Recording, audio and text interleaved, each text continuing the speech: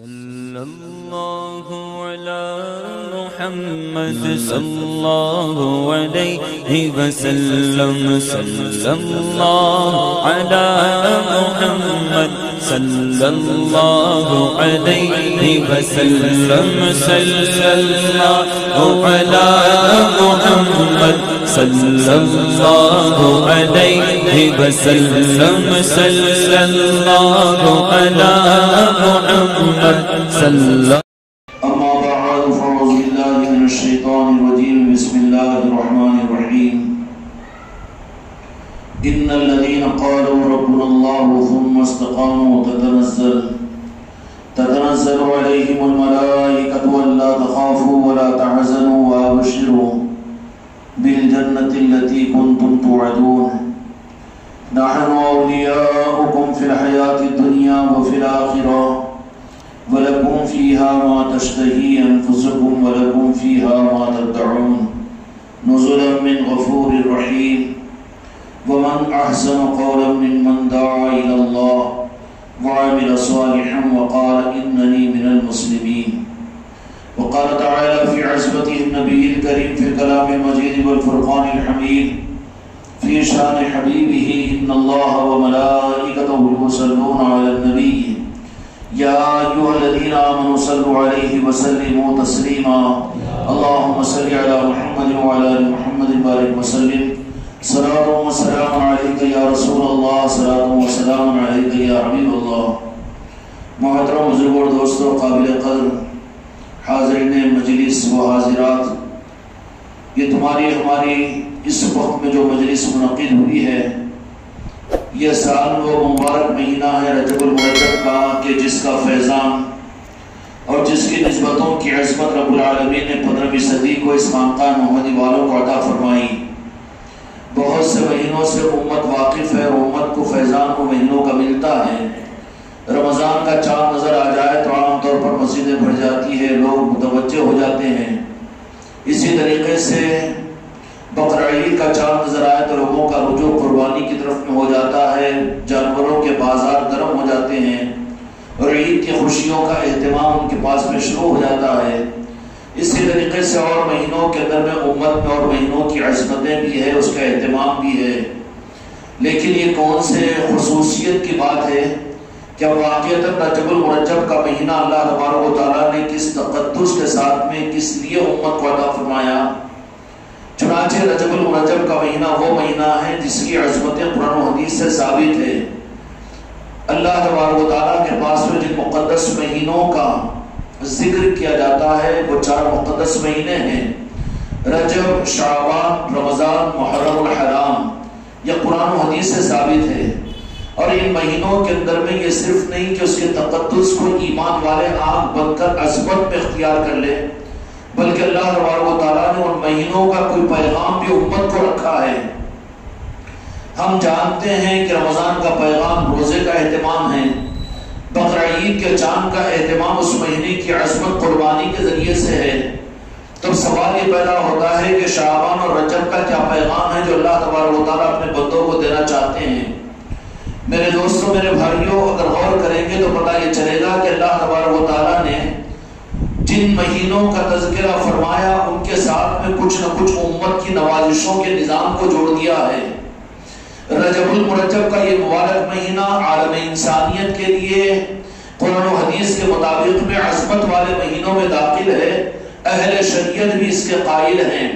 چنانچہ رجب کے مہینے کے اندر میں روزوں کا اہتمام اور اس مہینے کے اندر میں اور بھی باتوں کا بڑا اہتمام ملتا ہے، ان تفصیلات میں جانے کا موقع نہیں۔ لیکن دو جہاں کے مالک میرے آقا محمد رسول اللہ صلی اللہ علیہ وسلم نے ارشاد فرمایا، جس کا مفہوم یہ ہے کہ جب ایک انسان اپنی زندگی اچھی اور سچی گزار کر اس دنیا سے جائے گا اور اس کو اللہ تبارک و تعالیٰ راضی ہو کر جنت کی لامتناہی لامحدود زندگی میں داخل کریں گے، جہاں کی زندگی کا خاصہ اور خلاصہ یہ کہ جہاں پر کوئی شریعت کی پابندی نہیں، جہاں پر کوئی حکم کا پورا کرنا نہیں، اور وہاں پر تو من مانی اور خواہشات والی زندگی اس درجے میں کہ قرآن مجید اعلان کرتا ہے ما تشتہی انفسکم ولکم فیہا ما تدعون نزلا من غفور الرحیم، کہ جنت میں جن لوگوں کو داخل اللہ تبارک و تعالیٰ فرما دے گا کہ یہ بھی پابندی کی بات ہے کہ اللہ جو چاہے وہ عطا کرے، یہ بھی پابندی کی بات ہے، لیکن جنتیوں کے لیے اللہ نے قرآن مجید کے اندر میں وعدہ فرمایا کہ وہاں پر اللہ کی مرضی سے جنتیوں کو نعمت اور زندگی اور خوشیاں اور راحت نہیں ملے گی، بلکہ ما تشتہی انفسکم، اللہ تبارک و تعالی اعلان فرماتا ہے کہ اہل جنت ایسے خوش نصیب ہیں، اہل جنت ایسے خوش نصیب ہیں کہ جنت میں اللہ تبارک و تعالی جنتیوں کی مرضی پر ان کو نعمتیں عطا کرے گا۔ ما تشتہی، جو تمہارا نفس چاہے، تمہارا مزاج چاہے، جو تمہاری طبیعت چاہے، ما تشتہی انفسکم وَلَكُمْ فِيهَا مَا تَدَّعُونَ، اللہ تبارک و تعالیٰ کی طرف سے وہ چیزیں جنتیوں کو عطا کی جائے گی۔ اب وہ جنت کیسی جنت ہے اور وہ جنتی کون ہے اور ان جنتیوں کی پہچان کیا ہے؟ اس جنت کے جہاں پر قرآن و حدیث کے اندر میں بے شمار نعمتوں کا تذکرہ اللہ تبارک و تعالیٰ نے فرمایا۔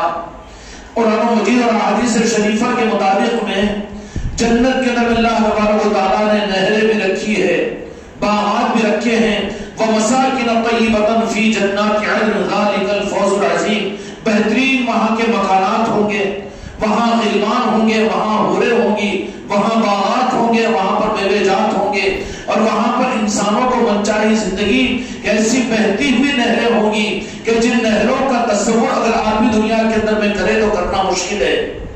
جنت کی نعمتوں کی پہچان یہ ہے کہ جنت میں اللہ تبارک و تعالیٰ ایسی نعمتیں عطا کرے گا کہ جس کا وہم و گمان بھی دنیا میں آدمی نہیں کر سکتا۔ صرف یہ ہے کہ تصورات کی دنیا میں صرف ٹچ می، کہ تصور کرو اور وہاں سے نکل جاؤ، یہ نقلی ہے وہ اصلی ہے، یہاں محدود ہے وہاں محدود ہے، یہاں پر نقلی ہے وہاں اصلی ہے۔ دنیا کی نعمتوں سے کوئی مناسبت نہیں ہے جنت کی نعمتوں کو۔ ان جنت کی نعمتوں میں خاص طور پر اللہ تبارک و تعالیٰ نے فرمایا کہ جنتیوں کو ہم نہریں عطا کریں گے، اور ان نہروں کو جو جنتیوں کو عطا کی جائے گی، جو نہر ہوگی جو احادیث میں خلاصہ ہے کہ جو دودھ سے زیادہ سفید ہوگی اور مشک سے زیادہ خوشبودار ہوگی، برف سے زیادہ ٹھنڈی ہوگی، اور وہ ایسی نہر ہوگی کہ جس کا ایک قطرہ اگر دنیا کے ساتوں سمندروں کے اندر میں ڈال دیا جائے تو سارے سمندر اس نہر کے قطرے کے طفیل میں سارے کے سارے سمندر کھارے میٹھے ہو جائیں گے، اور انسان سیراب ہو جائے گا اور انسان مست ہو جائے گا۔ ایسی نہر کتنا روح پڑا ہوگا کہ اللہ تبارک و تعالیٰ ہم میں سے بھی کسی کو محروم نہ فرمائے۔ لیکن اللہ تبارک و تعالیٰ نے اس نہر کا نام کیا رکھا ہے؟ اس نہر کا نام احادیث کے اندر میں رجب ہے، رجب ہے۔ تو کوئی تو وجہ ہے کہ اللہ تبارک و تعالیٰ نے، کیا مطلب ہے؟ وہ نہر ہے جو سیراب کرتی ہے، جو پہچان دیتی ہے، جو مالک بناتی ہے، اور جو مالکوں کے نظام کو لیے ہوئے ہیں۔ اس نہر کا نام حدیث پاک میں رجب ہے، اور یہ رجب المرجب ہے۔ اور ان نہروں سے کیا مراد ہے؟ ان نہروں کے اندر میں آخر وہ کون سی خصوصیات ہے؟ اللہ تبارک و تعالیٰ کا نظام کوئی اتفاقی نہیں ہوتا، بلکہ جیسا کہ میں نے عرض کیا کہ کسی مہینے کی خصوصیت تو صرف یہ نہیں کہ اللہ نے فضیلت سناتی ہے اس لیے مقدس ہے، لیکن ان کے اندر میں وہ اعمال بھی ہوتے ہیں اور ان کے اندر میں وہ خصوصیات بھی ہوتی ہیں جو امت کے لیے ایک پیغام ہوتا ہے۔ رمضان کا مہینہ ہو تو فوراً ہمارے ذہنوں میں روزہ آئے گا، بقرعید کا چاند ہو تو قربانی کے وہ سارے اعمال آئیں گے، ذی الحجہ کے مہینے کے اندر میں حج کا سارا نظام آئے گا کہ نہیں آئے گا؟ اسی طریقے سے میرے دوستوں، میرے بھائیوں، رجب جو جنت کی نہر کا نام ہے، یا رب العالمین آپ نے پھر یہ رجب کا مہینہ امت کو کیوں عطا فرمایا اور امت کو یہ مہینہ ملا، اس کا نام رجب کیوں ہے؟ جس میں جہاں کے مالک میرے آقا نے یہ ارشاد فرمایا کہ رجب کے مہینے میں جو ایک دن کا روزہ رکھے گا اللہ تبارک و تعالیٰ اس کو ایک سال کے روزوں کے رکھنے کا ثواب عطا کرے گا۔ تو پتہ یہ چلا کہ رجب کی عصمت اور اس کی عقیدت اور اس کی پہچان جنتیوں کی پہچان ہے۔ جو رجب سے غافل ہے وہ بات تو کہنے کا ہم کو حق نہیں ہے، لیکن اللہ تبارک و تعالیٰ اس مہینے کی بھی قدردانی کی توفیق عطا فرمائے۔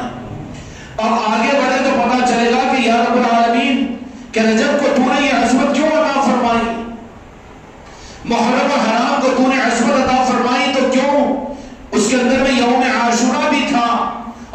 بہت سی فضیلتیں بھی تھی کہ جس میں موسیٰ علیہ السلام کو فتح نصیب ہوئی، فرعون غرق کیا گیا، حضرت آدم علیہ السلام کو پیدا کیا گیا اور جنت کو اسی دن تخلیق کیا گیا۔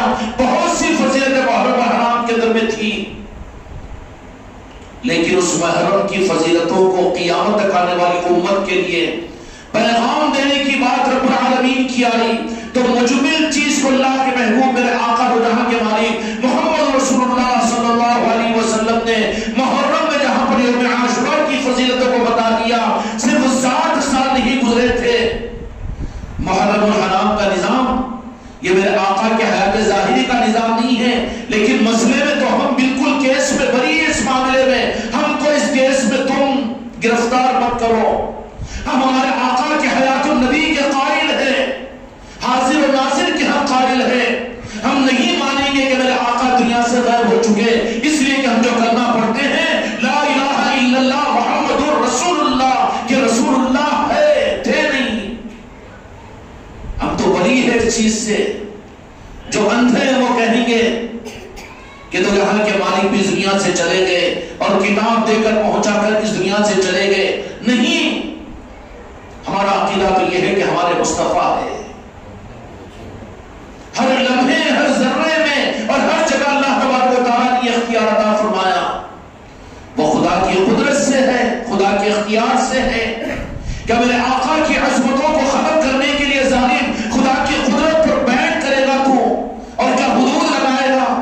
تو مانتا ہے کہ تو اپنے کمرے کے اندر میں بیٹھا ہوا ہے، لیکن وہاں پر سانس لے رہا ہے تو کہتا ہے کہ یہاں پر ہوا ہے، بتا ثابت کر کے ہوا کیسی ہے؟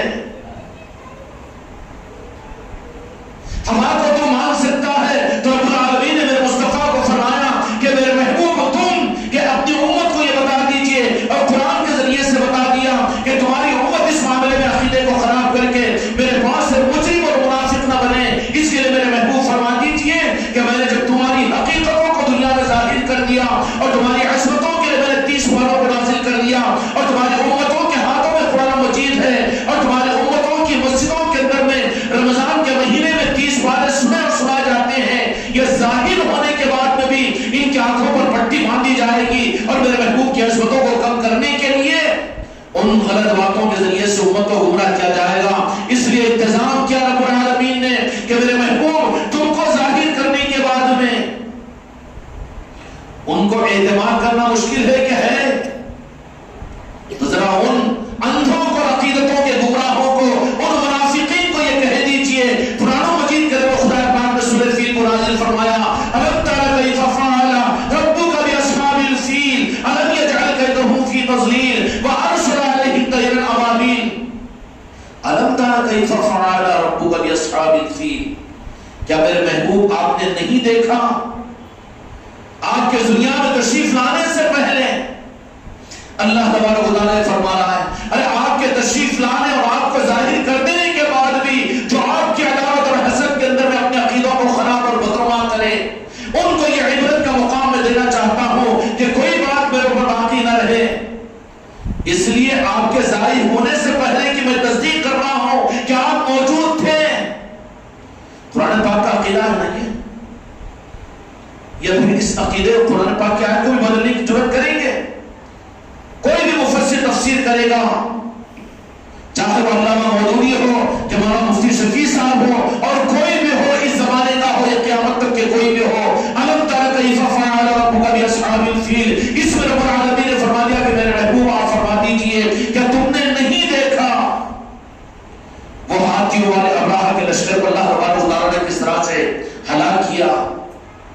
ابھی تو اس دنیا ظاہر کے اندر میں میرے مصطفیٰ آمنہ کے لحاظ بن کر تشریف نہیں لائے، عبداللہ کے دلارے بن کر تشریف نہیں لائے، خواجہ ابو طالب کے، خواجہ ابو مطلب کے پوتے بن کر ظاہر نہیں ہوئے، خواجہ ابو طالب کے بھتیجے بن کر اس دنیا میں تشریف نہیں لائے۔ مکے کی سرزمین پر میرے مصطفیٰ کا وجود ظاہری اور بشری صورت کے اندر میں آپ کا تولد نہیں ہوا۔ رب یہ کہہ رہا ہے قرآن مجید کے اندر میں ان اندھے انسانوں کو جو بعد میں گمراہ ہوں گے، جو میرے محبوب کے بارے میں لیپ و لپیٹ سے کام لے کر عقیدے کو خراب کر کے جہنم میں داخل ہونے کا انتظام کریں گے، میرے محبوب انہیں فرما دیجئے کہ آپ کے آنے سے پہلے تمہارا رب یہ کہہ رہا ہے کہ تم نے نہیں دیکھا، اور تم نے نہیں دیکھا کا مطلب ادھر دیکھو بیٹا, ادھر ادھر نہیں, نیچے نہیں, مراقبے کا ٹائم نہیں, قریب آؤ. تم نے نہیں دیکھا, دیکھنے کے لیے آنکھ ضروری ہے. اگر تمہیں شہادت کو تم سے کہو کیا شاہد صاحب تم نہیں دیکھے, تو عقیدت میں اگر یہ بولتے تو جھوٹی گواہی ہوگی نا.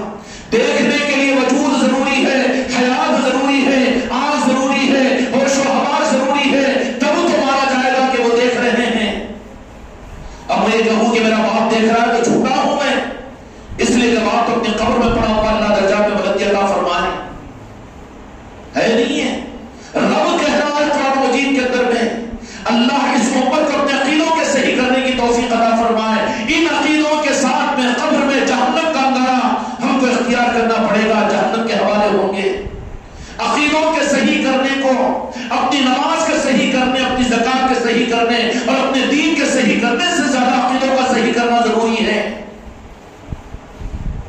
اور وہ بھی عقیدے قرآن کے مطابق میں ہو, قول اور اقوال کی بنیاد پر نہیں, علماء کے نام پر نہیں, مقررین کے تقریروں کی بنیاد پر نہیں, مسلوق و جماعتوں کی بنیاد پر نہیں, پیری مریدی کے نام پر نہیں, بلکہ عقیدے عین قرآن و حدیث کے مطابق میں ہو. اب یہ ظاہر نہیں ہوئے. رب کہہ رہا ہے قرآن مجید میں, اور سورہ فیل کو خدا نے نازل کر کے منسوخ نہیں کیا. منسوخ کیا کہ بعض آگے جس کو منسوخ اللہ تعالیٰ نے کیا, لیکن رکھا کس کے لیے؟ یہ عقیدوں کی اصلاح کے لیے. قرآن پاک کی یہ سورت بد عقیدوں کو اصلاح کرنے کا پیغام دیتی ہے.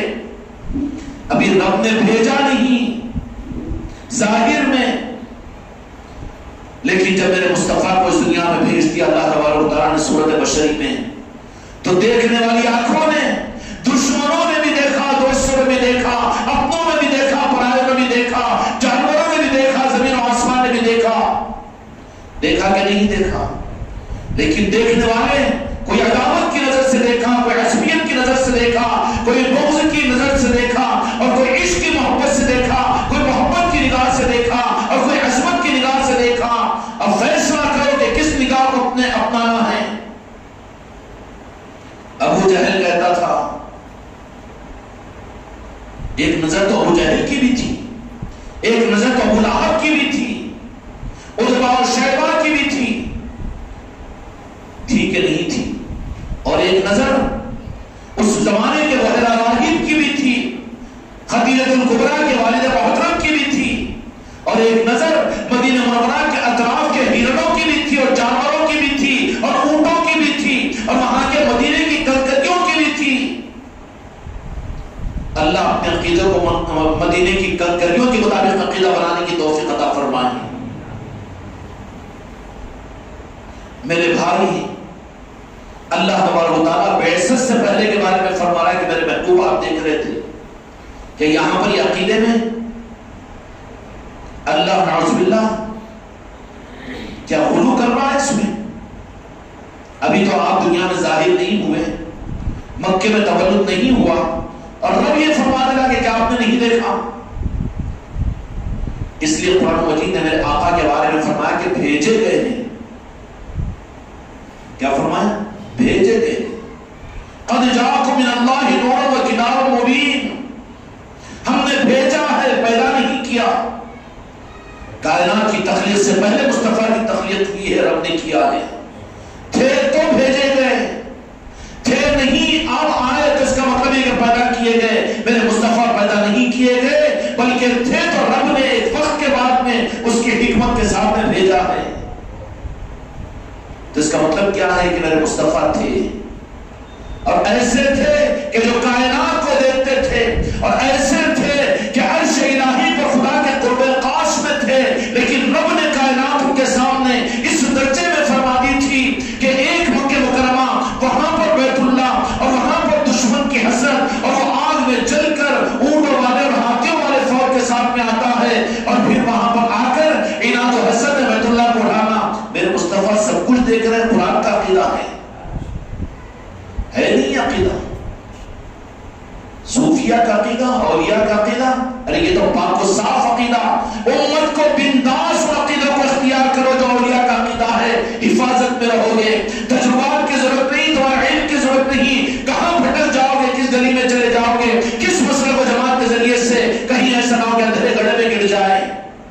اس لیے جو عقیدہ اولیاء کا، جو عقیدہ حجت پاک کا اور جو عقیدہ اولیاء کا حق کا عقیدہ ہے، وہ عقیدے کو اختیار کرو. اس میں کوئی عرض کر دوں، یہ وہ دوا ہے جس میں سائیڈ ایفیکٹ نہیں ہے، جس میں کھجانا نہیں ہوتا، جس میں الرجک نہیں ہوتا، جس میں کینسر نہیں ہوتا، جس میں ایڈس نہیں ہوتا.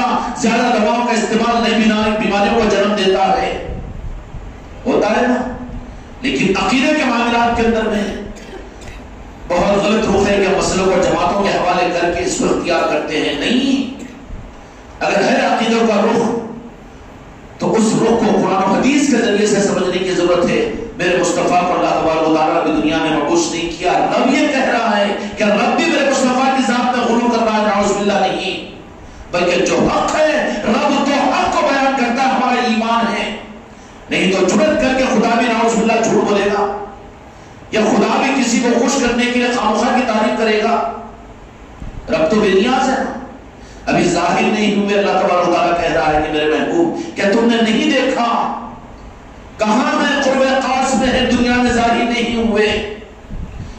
ابھی آپ مکہ مکرمہ کے اندر میں تولد نہیں ہوئے، میلاد مصطفیٰ نہیں ہوئی، لیکن رب یہ کہہ رہا ہے کہ قرب خاص میں ہونے کے باوجود بھی میرے مصطفیٰ اور میرے محبوب تم ایسے دیکھنے والے ہو، اور میں ایسا تمہیں اختیار عطا فرمایا ہوں دیکھنے کا اور پہچاننے کا، تصدیق کرنے کا، شہادت دینے کا. تمہاری شہادت میرے پاس میں قابل قبول ہے. رب پوچھا ہے کہ تم نے نہیں دیکھا، میرے مصطفیٰ میں نے دیکھا نا. فرمائیں گے کیوں نہیں فرمائیں، کیوں فرمائیں گے؟ اللہ نے وہ تصرف عطا کیا ہے میرے مصطفیٰ کو کہ جس کا تخیل، جس کا یہاں میرے آقا کی عظمتوں کے معاملات میں تم اپنے فارمولوں کے ذریعے سے گزرا مت ہو. یہاں تو قرآن و حدیث سے عقیدے کو بنانا پڑے گا. رب العالمین نے فرمایا کہ میرے محبوب کیا تم نے نہیں دیکھا وہ ہاتھیوں والے فوج کو قرب خاص میں ہے، دنیا میں ظاہر نہیں ہوئے. ابھی خواجہ ابو مطلب کے گھر پر آپ کا میلاد مبارک نہیں ہوا، لیکن اللہ تبارک و تعالیٰ فرما رہا ہے، ادھر قریب ہوگی، اللہ تبارک و تعالیٰ فرما رہا ہے کہ تم نے نہیں دیکھا. کن کو؟ اللہ کو دیکھنا چاہیے تھا. عرش پر رہ رہے تو صرف عرش کو دیکھنا چاہیے تھا. جہاں رہ رہے ہیں ساتوں آسمان کے اوپر دیکھنا چاہیے تھا. اے لعنتیوں، میرے آقا کے معاملات میں اپنے تجربات اور اپنے علم، اپنے مشاہدے کی قید مت لگاؤ. خدا کی قسم سب سے بڑا شرک ہے، یہ سب سے بڑا شرک ہے میرے آقا کی عظمتوں کے اوپر کوئی حد کو قائم کرنا. تم رب مت بنو، اس لیے کہ رب نے میرے مصطفیٰ کو بااختیار بنایا ہے. تو اگر حد ہم لگائیں گے تو عرش کے اوپر دیکھنا تھا، رب کو دیکھنا تھا، عرش الہی کو دیکھنا تھا، اور آسمان کے اوپر کی چیزوں کو دیکھنا تھا. تھے تو وہاں پر ابھی یہاں پر تو تشریف نہیں لائے تھے، میلاد مصطفیٰ نہیں ہوئی تھی. رب یہ کہہ رہا ہے کہ تھے وہاں پر، لیکن میں نے ان کو یہ اختیارات عطا فرمائے تھے کہ عرش پر میرے قرب خاص میں تھے اور میرے محبوب میرے پاس میں تھے. لیکن میں نے اپنے محبوب کو اتنی نظر عطا کی ہے اور اتنا مشاہدہ عطا کیا ہے اور اتنا اختیار عطا کیا ہے. سمجھ میں آ رہی بات؟ اگر یہ ایک ہی عقیدے کی اصلاح آج کی مجلس میں ہو جائے، خدا کی قسم تمہاری قبر جنت کی کیاری بنے گی، جنت کی کیاری بنے گی. ورنہ یہ عقیدے میں اٹک کر رہو میرے محبوب کے بارے میں، میرے آقا کے بارے میں لیپ لپیٹ میں کتابوں کے عقیدے، مسلکوں کے عقیدے اور جماعتوں اور مقرروں اور دنیا کے علم والے اور عمل والوں کے عقیدوں میں اٹک جاؤ، تمہاری قبر تمہارے لیے اندھیری اور جہنم کا گڑھا بن جائے گی. محمد صلی اللہ علیہ وسلم، اس ذات بابرکت کے بارے میں تم کیا جانتے ہو؟ پہلا سوال، سب سے پہلا سوال، سب سے آخری سوال کسی مومن سے جو ہوگا صرف میرے آقا کے بارے میں ہوگا. کس گمان میں ہے؟ کتنی اصلاح کی ضرورت ہے عقیدوں کی. ایک باپ کو چاہیے کہ اپنے بیٹے کے عقیدے کی اصلاح کرے. تمہارے اوپر ذمہ داری ہے، علم سکھا رہا ہے، عالم بنا رہا ہے، حافظ بنا رہا ہے، اس کو مرید بنا رہا ہے، اس کو پیر بنا رہا ہے. نہیں، اس سے پہلے اس کا عقیدہ صحیح کر، یہ تیری ذمہ داری ہے. ورنہ باپ کی گردن پکڑی جائے گی کہ تم نے عقیدہ صحیح کیوں نہیں کیا. تم اپنی بیوی کے ذمہ دار ہو، تم اپنی بہن کے ذمہ دار ہو، تم اپنی اولاد کے ذمہ دار ہو، تم اپنے خاندان کے ذمہ دار ہو. کیا ذمہ دار؟ کیونکہ عقیدہ صحیح کرو. رب سب کچھ برداشت کرے گا. ادبی اور بے ادبی اور گستاخی کو برداشت نہیں کرے گا. خدا اپنی ذات کے بارے میں سب کچھ گوارا کرے گا. کروڑوں انسان کروڑوں خدا سمجھ کر خدا کے بدل مان رہے ہیں, پوجا کر رہے ہیں, خدا کو غصہ نہیں آتا. لیکن کوئی اگر میرے آقا کے بارے میں گستاخی کا عقیدے کا اظہار کرتا ہے تو عرش تھما جاتا ہے, رب کو غصہ آ جاتا ہے, اور خدا چاہتا ہے کہ زمین کو ہلا دو. میرے دوستوں, یہ حقیقت ہے, یقین کر لو تو سمجھ میں آ جائے گی بات. خدا تھما جاتا ہے میرے آقا کی گستاخی اور بے ادبی اور بے عصمتی کے اوپر, اور خدا چاہتا ہے کہ زمین کو ہلا کر قیامت کو قائم کر دو. تو مالک کو چونکہ اللہ تبارک و تعالیٰ نے میرے مصطفیٰ کو بنایا تو دیکھتا ہے اپنے محبوب کی طرف میں, تو میرے مصطفیٰ کہتے ہیں کہ یا اللہ, قیامت کو تو نے قائم کیا, موقع تو دے انسانیت کو. یہ نہیں تو ان کی اولاد اپنے عقیدہ کو صحیح کرے گی. وہاں پر رب اپنے غضب کو ٹھنڈا کر لیتا ہے اور بچا لیتا ہے میرے مصطفیٰ. جتنے کافر, جتنے قاصد اور جتنے منافق اور جتنے بدعقیدے زمین کے اوپر سانس لے رہے ہیں, خدا کی قسم نعرہ پاک مصطفیٰ کے صدقے میں لے رہے ہیں. تمہارے سب سے بڑے قریب, تم سے سب سے بڑے مہربان میرے آقا کی ذات ہے. پہچانو اس رب کریم کو. عزیز علیہ ما عنتم حریص بالمؤمنین رؤوف رحیم. جو میرے مصطفیٰ کو نہ پہچان سکا, خدا کی قسم وہ کسی کو نہیں پہچان سکا. بیوی سے کہو کہ مجھ سے زیادہ میرے مصطفیٰ کو پہچان, اولاد کو کہے کہ مجھ سے زیادہ میرے مصطفیٰ کو پہچان, خاندان کو پیغام دے کہ مجھ سے زیادہ میرے مصطفیٰ کو پہچان. یہ تیرے کام کی چیز ہے تو مجھ کو پہچانے. قیامت میں باپ اولاد کو پہچانے گی اور اولاد ماں کو پہچانے گی. ماں کہہ دے گی میں تجھے نہیں پہچانتی, کوئی پہچان کام نہیں آئے گی. پہچان کام آنے والی چیز خدا کی قسم میرے مصطفیٰ کی ذات ہے. میرے بھائی, اللہ تبارک و تعالیٰ نے قرآن کے ذریعے سے عقیدہ دیا کہ کیا عقیدہ دیا کہ ابھی دنیا میں ظاہر نہیں ہوئے. میں کہہ رہا ہوں اے ایمان والو, میں تمہارا رب ہوں, میں تمہارا خالق ہوں. قرآن تم کو دے رہا ہوں کہ ابھی ظاہر نہیں ہوئے, لیکن میں تم کو تعلیم کے لیے دے رہا ہوں کہ میرے مصطفیٰ کو میں نے کیسے اختیار عطا فرمایا. اپنے پاس میں رکھا, مکے کو دیکھ رہے ہیں اور مکے میں ابراہ کی فوج کو دیکھ رہے ہیں, اور پھر ابراہ کی فوج کے ہاتھیوں کو دیکھ رہے ہیں. ان ہاتھیوں کے الغار کرنے کو, جنگ کرنے کو دیکھ رہے ہیں. کون دیکھ رہے ہیں؟ میرے مصطفیٰ دیکھ رہے ہیں. اور ظاہر ہونے کے بعد میں نہیں دیکھ رہے نا, وہ چلے گئے. اگر گورا تو کتنا گندا عقیدہ ہے یہ. کس کی گٹھی پڑھائی گئی ہے, کس بدعقیدوں کو امت میں پیدا کر دیا گیا, کیسے عقیدوں سے میرے آقا کے نعرے پاک سے امت کو کاٹ دیا گیا. اس پر یہود و نصارہ نے کتنی محنت کی, کتنے دارالعلوموں کو بنوایا اور کتنی کتابوں کو لکھوایا, کتنے مقرروں کو تیار کروایا, کتنے صوفے جھبے اور ربے والوں کو دنیا میں تیار کیا, اور انہوں نے ان کے اندر میں گھس گھس کر میرے آقا سے امت کو کاٹا ہے. ہم کو لعن و طعن کرنا نہیں ہے, لیکن میرے بھائی خانقاہ محمدی والوں, تمہارے ذمے اور میرے ذمے جن پر بھی ایک ذرہ برابر بھی تمہارے اوپر احسان ہو, جس کو تم اپنا سمجھتے ہو, پیروں پر ہاتھ رکھ کر میرے آقا کے عقیدے کو صحیح کرنے کی کوشش کرو کہ اللہ نے جو عصمت میرے مصطفیٰ کو عطا فرمائی ہے, اللہ نے کہا کیا تم نے نہیں دیکھا؟ تو جو پہلے دیکھ سکتے ہو اس دنیا میں بھیج دینے کے بعد میں کائنات کو دیکھنے میں معذور ہو گئے. اچھا, معذور اس لیے غلط فہمی کیا ہوئی کہ اللہ تبارک و تعالیٰ نے اپنے محبوب کو اپنے پاس میں انسانوں سے پردہ کروا دیا. کیوں کہ زیادہ رہیں گے تو ناقدری کو میں برداشت نہیں کر سکوں گا. اس لیے میرے محبوب اعلان نبوت کے بعد 23 سال کی زندگی کے بعد میں آپ اللہ نے نہیں بلا لیا, اللہ نے بلایا نہیں, چلے نہیں گئے, بلکہ میرے محبوب کی منشا کے اوپر اللہ تبارک و تعالیٰ نے میرے آقا روح مقدس محمد رسول اللہ صلی اللہ علیہ وسلم کی روح انور کو, چلو بھائی ہم کو کیا مطلب ہے دوسری باتوں سے, تو ہم تو اپنی بات کریں گے. کپڑے کی دکان والے تو کپڑے بیچیں گے, کرانے دکان والے کرانے کا سامان بیچو, میڈیکل والے دوائیں بیچو. ہم تو خانقاہ والے اپنے آقا کی محبت بیچیں گے نہیں, حاصل کریں گے ہم. جب دو جہاں کے مالک میرے آقا یہ روح مطہر، روح مقدس، روح منور کو اللہ تبارک و تعالیٰ نے اپنے پاس میں بلا کر کہا کہ میرے محبوب کی روح معطر، روح مقدس ہے، حقیقت مستوی ہے، اے فرشتوں پورے عرش الہی کے اوپر کوئی ایسا مقام ڈھونڈو کہ شاعر شام کی عظمت والا ہو کہ میں اس کو وہاں پر رکھوں۔ تو فرشتے سارے عرش الہی کے کونے کونے پر لے کر پہنچے، لیکن کوئی مقام ایسا نہیں تھا کہ جہاں پر میرے آقا کی روح معطر کے مناسبت کے ساتھ میں رکھنے کی جگہ اتنی مقدس ہو۔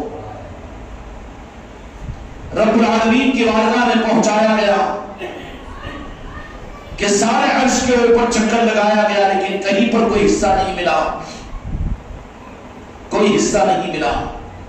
رب العالمین کی بارگاہ میں جہاں کے مالک کے روح مقدس جب پہنچی ہے، میرے محبوب منانا سیکھو زندگی کے اندر میرے مصطفیٰ کو۔ خدا کی قسم خدا کا منانا بہت مشکل ہے، شریعت کا راستہ بڑا کٹھن ہے، ٹوٹ کر گر جاؤ نعرہ پاک مصطفیٰ پر، خدا خوش ہو جائے گا، رب خوش ہو جائے گا، تم سے پھر تمہاری زندگی کے بارے میں سوال نہیں کرے گا، کیونکہ میرے چہیتے کے چاہنے والے ہیں گے۔ آسان راستہ ہے، بہت آسان راستہ ہے۔ اللہ کی بارگاہ میں میرے مصطفیٰ کی روح معطر پہنچی، اور پہنچ کر رب العالمین نے کہا کہ میرے محبوب آپ کی مرضی ہے، بتائیے کہ آپ کو میں کہاں رکھوں؟ تو کہا کہ رب آپ کی مرضی ہے، جہاں پر آپ چاہتے ہو۔ تو پھر رب العالمین نے کہا کہ میرے محبوب کی عظمت کے مطابق میں کوئی جگہ کو دیکھو، پورے عرش الہی کے اوپر دیکھا گیا، لیکن کوئی جگہ نہیں ملی، نہیں ملی۔ پھر میرے مصطفیٰ کی روح سے رب العالمین نے کہا کہ میرے محبوب آپ کے قابل شاعر شام تو کوئی جگہ ہی نہیں ہے۔ چنانچہ رب العالمین نے فرشتوں کو حکم دیا کہ جس نورانی جسم معطر کے جس کا سایہ نہیں تھا، وہ جسم حقیقی اور جسم مطہر اطہر، جس میں میرے مصطفیٰ پاک کی روح مبارک تھی، 63 سال ظاہری صورت میں، اس جسم سے زیادہ مقدس عرش بھی نہیں ہے۔ جاؤ فرشتوں، اس روح مقدس کی میں قدر نہیں کروں گا، بلکہ اسی جسم مبارک کے اندر لے جا کر پہنچا دینا کہ وہ عرش سے زیادہ مقدس ہے، وہ عرش سے زیادہ مقدس ہے وہ۔ چنانچہ باب دنیا کی حدیث کی روایت، اور حافظ ابن حجر اسقلانی رحمۃ اللہ علیہ نے بڑی تفصیل کے ساتھ میں، اور عبداللہ شاہ صاحب محدث دکن رحمۃ اللہ علیہ جو حیدرآباد کے بڑے محدث ہیں، انہوں نے اپنی کتاب میں اس بات کو لکھا ہے کہ اللہ تبارک و تعالیٰ کے حکم پر فرشتوں نے اس روح مقدس کو پھر لا کر اس میں جسم مطہر کے اندر میں کہ جہاں رہنے کی قابل ہے وہیں پر رکھ دیا، اور وہیں پر رکھ دیا، اور پھر کہا کہ اس کی علامت کو میں ظاہر کر دوں گا تاکہ میں بھی دیکھتا رہوں، خلق بھی دیکھتی رہے، میں بھی دیکھتا رہوں، خلق بھی دیکھتی رہے، اور میرے محبوب کی محبت کی خیرات ان کو ملتی رہے۔ اس کے لیے گنبد خضرا کو اتنا معطر اور مقدس بنا دیا کہ کہا کہ اس کے اوپر گنبد خضرا بھی ہو، مدینے کی پہچان بھی ہو، اور وہاں چوکھٹ بھی ہو، اور وہاں پر روضہ مقدس بھی ہو، وہاں سنہری جالی بھی ہو۔ اور اس اہتمام کے ساتھ میں رب العالمین نے کہ کیوں کہ جیسا جسم کے اندر انگلی پر یہ نگینہ ہوتا ہے، خدا کی قسم جنت بھی رش کرتی ہے میرے مصطفیٰ کے مدینے پر۔ مدینے میں حاضری کے لیے گنبد خضرا کے طواف کے لیے فرشتے قطاریں لگا کے کھڑے ہوتے ہیں۔ کروڑوں برس کی عبادت کے بعد میں رب پوچھتا ہے کہ اے فرشتوں تمہاری عبادت پر میں بدلہ کیا دوں تمہیں؟ تو فرشتے دستبستہ یہ کہتے ہیں یا اللہ تو خالق اور قادر ہے، ہمیں اپنے محبوب کی گنبد خضرا کا طواف کا موقع دے دے۔ یہ ہے میرے آقا کی عظمتوں کا وہ رخ۔ اللہ تبارک و تعالیٰ کی دولت عطا فرمائے، اپنے عقیدوں کو صحیح کرنے کی توفیق عطا فرمائے۔ میرے بچوں، بہرے اندھے گونگے مت بن جاؤ، اپنے گھروں میں اپنے خاندانوں کی خود اصلاح کرو، اپنی اولاد کی خود ان کے عقیدوں کی اصلاح کرنے کی فکر کرو. خانقاہ محمدی کا نظام تم کو اپنی اولادوں کو دوسرے مدرسوں میں ڈال کر ان کے حوالے کرنے کا نہیں ہے. تم کھلاتے ہو، تم پلاتے ہو، اپنی کمائی ان کو دیتے ہو. تمہارے ذمہ ہے کہ ان اولادوں کی، تمہارے بین بچوں کی عقیدوں کی اصلاح تم خود کرو. جب عقیدوں کی اصلاح کی بات آئے گی علم کے دینے کی، تو میرے مصطفیٰ نے فرمایا کہ علم تو اپنی اولادوں کی تربیت کے لیے تو سب سے پہلے میری محبت دو انہیں. کیا دو؟ محبت دو. یا رسول اللہ اس کے بعد میں next paragraph, next lesson, next book, next period. اچھا، میری محبت کے بعد میرے اہل بیت کی محبت دو. کیوں؟ کہ اصل قرآن ہے. یہ کیا ہے؟ اصل قرآن ہے، رب کے حق کا نظام ہے. یہ آج یہ تربیتوں کے نظام ہمارے گھروں سے ختم ہو گئے. 40 سال 50 سال پہلے تک تو یہ دو چیزیں کسی نہ کسی درجے میں ریٹائرڈ نانی دادی تو کرتی تھی گھروں کے اندر میں. تو جہاں کے والی کی عصمتیں چودہ رات کے چاند کو دیکھ کر اپنے پوڑا پاتی کو لے کر بیٹھ کر وہ واقعات کو سنایا کرتی تھی کہ یہی وہ چاند ہے جو مدینے کے چاند نے اپنی انگلی کا اشارہ کیا تو 2 ٹکڑے ہوئے تھے. لیکن ظالموں تمہارے اندر تو یہ ماحول بھی نہیں ہے. اس کے بجائے تم نے اپنی ناتی و پوتی کے لیے ان کے ہاتھوں میں رپورٹ دے دیا، سیل دے دیا. پھر کیا ہوگا ان کے عقیدوں کا؟ اگر تم اپنی ذمہ داری کو محسوس نہ کرو تو تم اپنی اولادوں کو جہنم میں داخل کر رہے ہو. تمہاری اولادوں کو تم جہنمی بنا کر قبر میں بھیج رہے ہو. میرے بھائیوں اور میرے دوستوں، میرے آقا کی ذات وہ ذات ہے کہ جس کے بارے میں اللہ تبارک و تعالیٰ نے فرما دیا کہ اب میرے محبوب کے رہنے کے قابل میرا عرش بھی نہیں ہے. حدیث قدسی ہے، بخاری اور مسلم کی حدیث ہے کہ جو میرے مصطفیٰ کا جسم اثر جس زمین کے حصے سے گنبد خضرا میں لگا ہوا ہے، خدا کی قسم اللہ نے فرمایا کہ میرے پاس عرش الہی سے زیادہ مقدس ہے. یہ ہے مدینے کی عظمت. جب مدینے کی یہ عظمت ہو تو مدینے والوں کی کیا عظمت ہوگی؟ اور مدینے والوں کی عظمت کا یہ عالم ہوگا تو ہم غلاموں کا، ان کا نام لینے والوں کا کیا معاملہ ہوگا؟ آ جاؤ ان کے چاہنے والوں میں شریک ہونے کے لیے. دروازے کھلے ہوئے ہیں موت سے پہلے. اپنا نام لکھا لو اور اس لائن میں کھڑے ہو جاؤ کہ یا رسول اللہ آپ کے چاہنے والے ہیں. اب چاہنے والے اپنی چاہت، اپنے علم، اپنے عقیدے، اپنی جماعت کی بنیاد پر نہیں، بلکہ رب نے تو نے جو کہا ہے اس کے مطابق ہم تیرے محبوب سے محبت کریں گے. سمجھ میں آئی بات؟ قل ان کنتم تحبون اللہ فاتبعونی ویحببکم اللہ. ٹوٹ کر میرے محبوب سے محبت کرو، یہی چاہتا ہوں میں. کتنی محبت کریں؟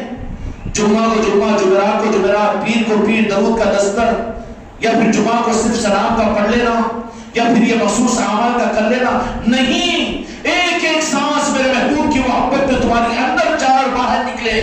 تم اپنی کھانے پینے اور اپنی آل اولاد، اپنے کاروبار اور دنیا کی زندگی، بلکہ اپنی جان سے زیادہ میرے محبوب سے محبت کرو، تب تم مومن بنو گے. یہ حدیث ہے مشکاہ شریف کی. اور کتنی حدیثیں سناؤ جی؟ کیوں حدیثیں سناتے ہو جبکہ پریکٹیکل نظام کھل چکا ہے؟ کچھ نہیں، ان کے در کی بھکاری بنو. تم اور ہم کون ہیں؟ سب کچھ بعد میں ہے، لیکن ہم اپنے آقا کے امتی ہیں اور آقا کے نام لینے والے ہیں. آقا کے امتی ہیں، آقا کا نام لینے والے. اس سے زیادہ کا کوئی ایوارڈ کہنے کی ضرورت نہیں ہے. میرے بھائیوں، عرض یہ کرنا تھا کہ میرے آقا کی عظمتوں کا یہ عالم ہے. عقیدوں کے صحیح کرنے کے لیے خدا پاک نے قرآن مجید کو نازل فرمایا، اور نازل فرما کر وہ عقیدے کا رخ عطا فرمایا کہ میرے نبی کو اور میرے محبوب کو تم غائب مت سمجھو، چلے گئے مت کہو، نظر سے اوجھل ہو گئے یہ مت کہو، وہ نعوذ باللہ رحلت فرما گئے، انتقال فرما گئے، نعوذ باللہ نہ کہو. بلکہ وہ تو میں نے تمہارے عقیدوں کی اصلاح کے لیے ان کے آنے سے پہلے، دنیا میں بھیجنے سے پہلے میں یہ کہہ رہا ہوں رب ہونے کے باوجود کہ تم نہیں دیکھ رہے تھے زمین پر مکے کو اور ابراہ کے فوج کو، تو جو آ چکے ہیں اس کے بعد اور آنے کے بعد اس دنیا میں بھیجے جانے کے بعد میں اب میری امت کی فکر آپ کے قلب اطہر کے اندر میں اس درجے میں کہ معراج شریف میں خدا پاک نے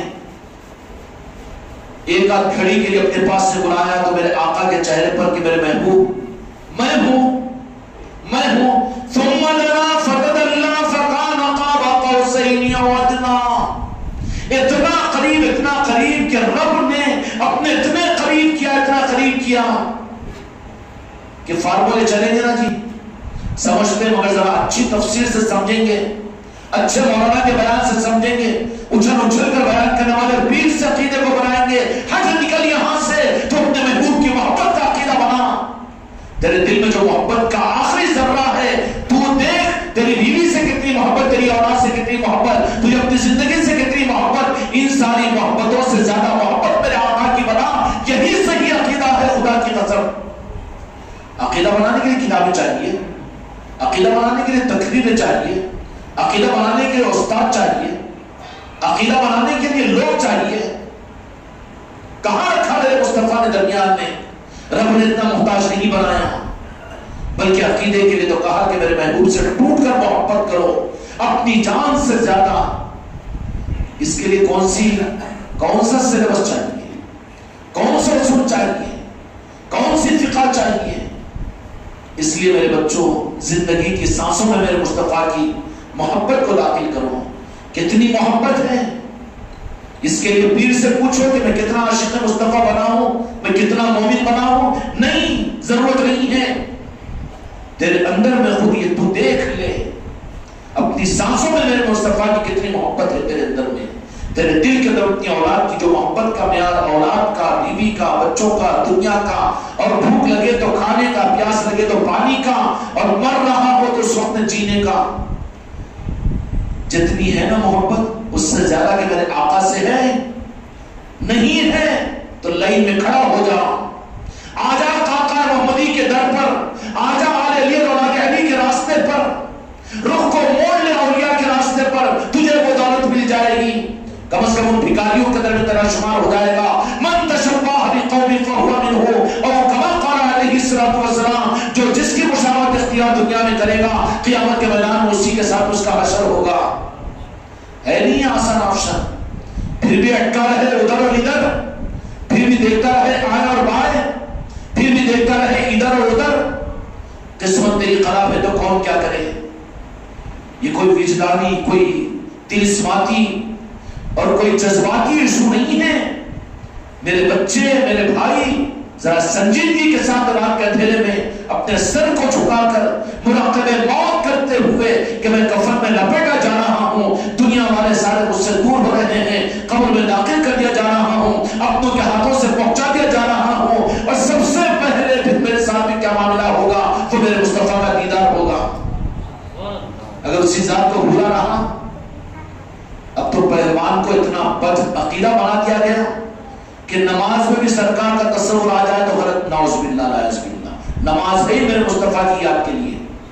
وہ نماز کہاں ہے جس میں میرے مصطفیٰ کی یاد نہ ہو؟ وہ قرآن کہاں ہے جس میں میرے مصطفیٰ کی یاد نہ ہو؟ وہ دین اور شریعت کہاں ہے؟ کہنے کے لیے بیٹھا ہوا ہے علی کا سپاہی, اگر کوئی سوال کرے مجھ سے میں بتاؤں گا اس کو. میرے بھائی بہت دور کر دیا گیا.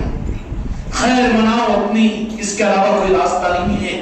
اپنی نسلوں کے عقیدوں کی حفاظت کرنا ہو تو جوڑو چوکھٹے اولیاء سے, جوڑو نسبتوں سے, اور جوڑو اولیاء کے نظاموں سے, ورنہ تمہاری اولادیں تمہاری اولاد نہیں رہے گی, بلکہ یہ دجال کی مرید بنے گی, یا یہودی بنے گی, یا نصرانی بنے گی, یا مجوسی بنے گی. تمہارے ہاتھ میں اختیار تمہیں انرجی کی نظاموں سے ہے تو تم خود اس کے ذمہ دار ہے, کوئی ٹھیکیدار نہیں ہے. ذمہ دار تم خود ہے. تم قبر پر پہنچتے ہوں گے, ان کی صحیح اصلاح نہ کرنے, تربیت نہ کرنے کا وبال تمہاری گردنوں پر ہوگا. قیامت کے میدان میں مجرم بنا کر کھڑے کیے جائیں گے. تم دیکھیں گے حشر, ابو جہل کے ساتھ میں کھڑا ہوا ہوں, ابو لہب کے ساتھ میں کھڑا ہوا ہوں, میں عتبہ اور شیبہ کے ساتھ میں کھڑا ہوا ہوں, میں عبداللہ ابن ابی سلول کے پیچھے کھڑا ہوا ہوں. کیوں کہ قیامت کے میدان میں ہر ایک اپنے ماننے والے سردار کے پیچھے کھڑا ہوا ہوگا. کس کے پیچھے کھڑے رہنا چاہتے ہو؟ منافقین کا سردار عبداللہ ابن سبا, جو یہ کہتا تھا کہ وہ رسول ہے, پیغام دے دیا, اس سے زیادہ ان کی اہمیت میں نعوذ باللہ رہیں گے ان کے پیچھے. معاف کرنا مجھے، معاف کرنا، معاف کرنا، بہت سخت بات کہہ رہا ہوں، اپنے لیے ہم کیا فیصلہ کریں گے؟ ان لیپ لپیٹے، یہ کثرت اور یہ ٹوپی اور یہ رومال اور یہ چہرے اور یہ مسلک اور جماعتوں کو دیکھ کر اپنی آخرت کو ہم اپنے ہاتھوں سے برباد کریں گے؟ کرنا ہو برباد، قیامت کے میدان میں کس کے پیچھے کھڑے ہوئے ہیں؟ فرشتے وہاں پر اللہ تبارک و تعالیٰ جب اعلان کرے گا تو حضرت ام سلمہ رضی اللہ تعالیٰ عنہ ارشاد فرماتی ہے کہ جیسے پھل کو کاٹو تو دو پھانک الگ ہو جاتے ہیں۔ وَامْتَازُوا الْيَوْمَ أَيُّهَا الْمُجْرِمُونَ، جب اعلان کرے گا رب تو انسان خود بخود نماز کے صف میں ایسے بھی ویسے بھی مانی، وہاں پر بالکل الگ، جیسے چاقو ایک دو پھلوں کو کاٹ کر دو شق میں بدل دیتی ہے، ایسے فرمانبردار اور نافرمان، مومن اور منافق، مسلمان اور بے ایمان بالکل الگ ہو جائیں گے وہاں پر۔ اور وہاں پر جائیں گے تو پھر پلٹ کر دیکھیں کس کے ساتھ حشر کرنا چاہتے ہو؟ نہیں چاہیے غوث و خواجہ، نہیں چاہیے راجن شاہ ولی، نہیں چاہیے تاج الاولیاء، نہیں چاہیے سلطان خواجہ قادر خواجہ معین الدین چشتی اجمیری، نہیں چاہیے حضور پیارا پیر غوث الاعظم دستگیر، نہیں چاہیے امام جعفر صادق، نہیں چاہیے امام باقر علیہ السلام، نہیں چاہیے مولا علی، نہیں چاہیے مدینے کے مکی نارائن پاک کے مصطفیٰ۔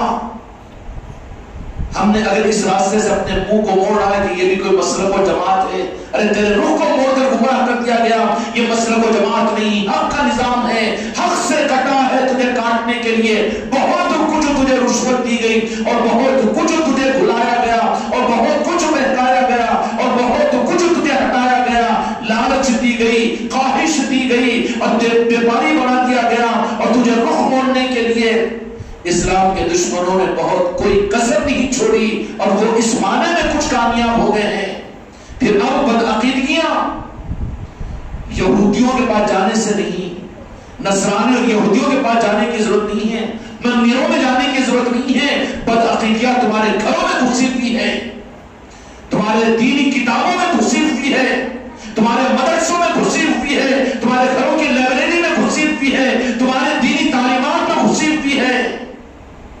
میرے بھائی سخت ہو رہا تو مجھے اللہ کے واسطے معاف کرو، نہیں ہے، اسلامی لٹریچر میں گھسی ہوئی ہے، مولوی کی تقریر میں گھسی ہوئی ہے، مفتی صاحب کے بیانوں میں گھسی ہوئی ہے، دارالعلوم کی لائبریریوں میں گھسی ہوئی ہے۔ جہاں بے ادبی اور گستاخی میرے آقا کی عظمت کے خلاف کی بات ہے وہ گمراہیت ہے۔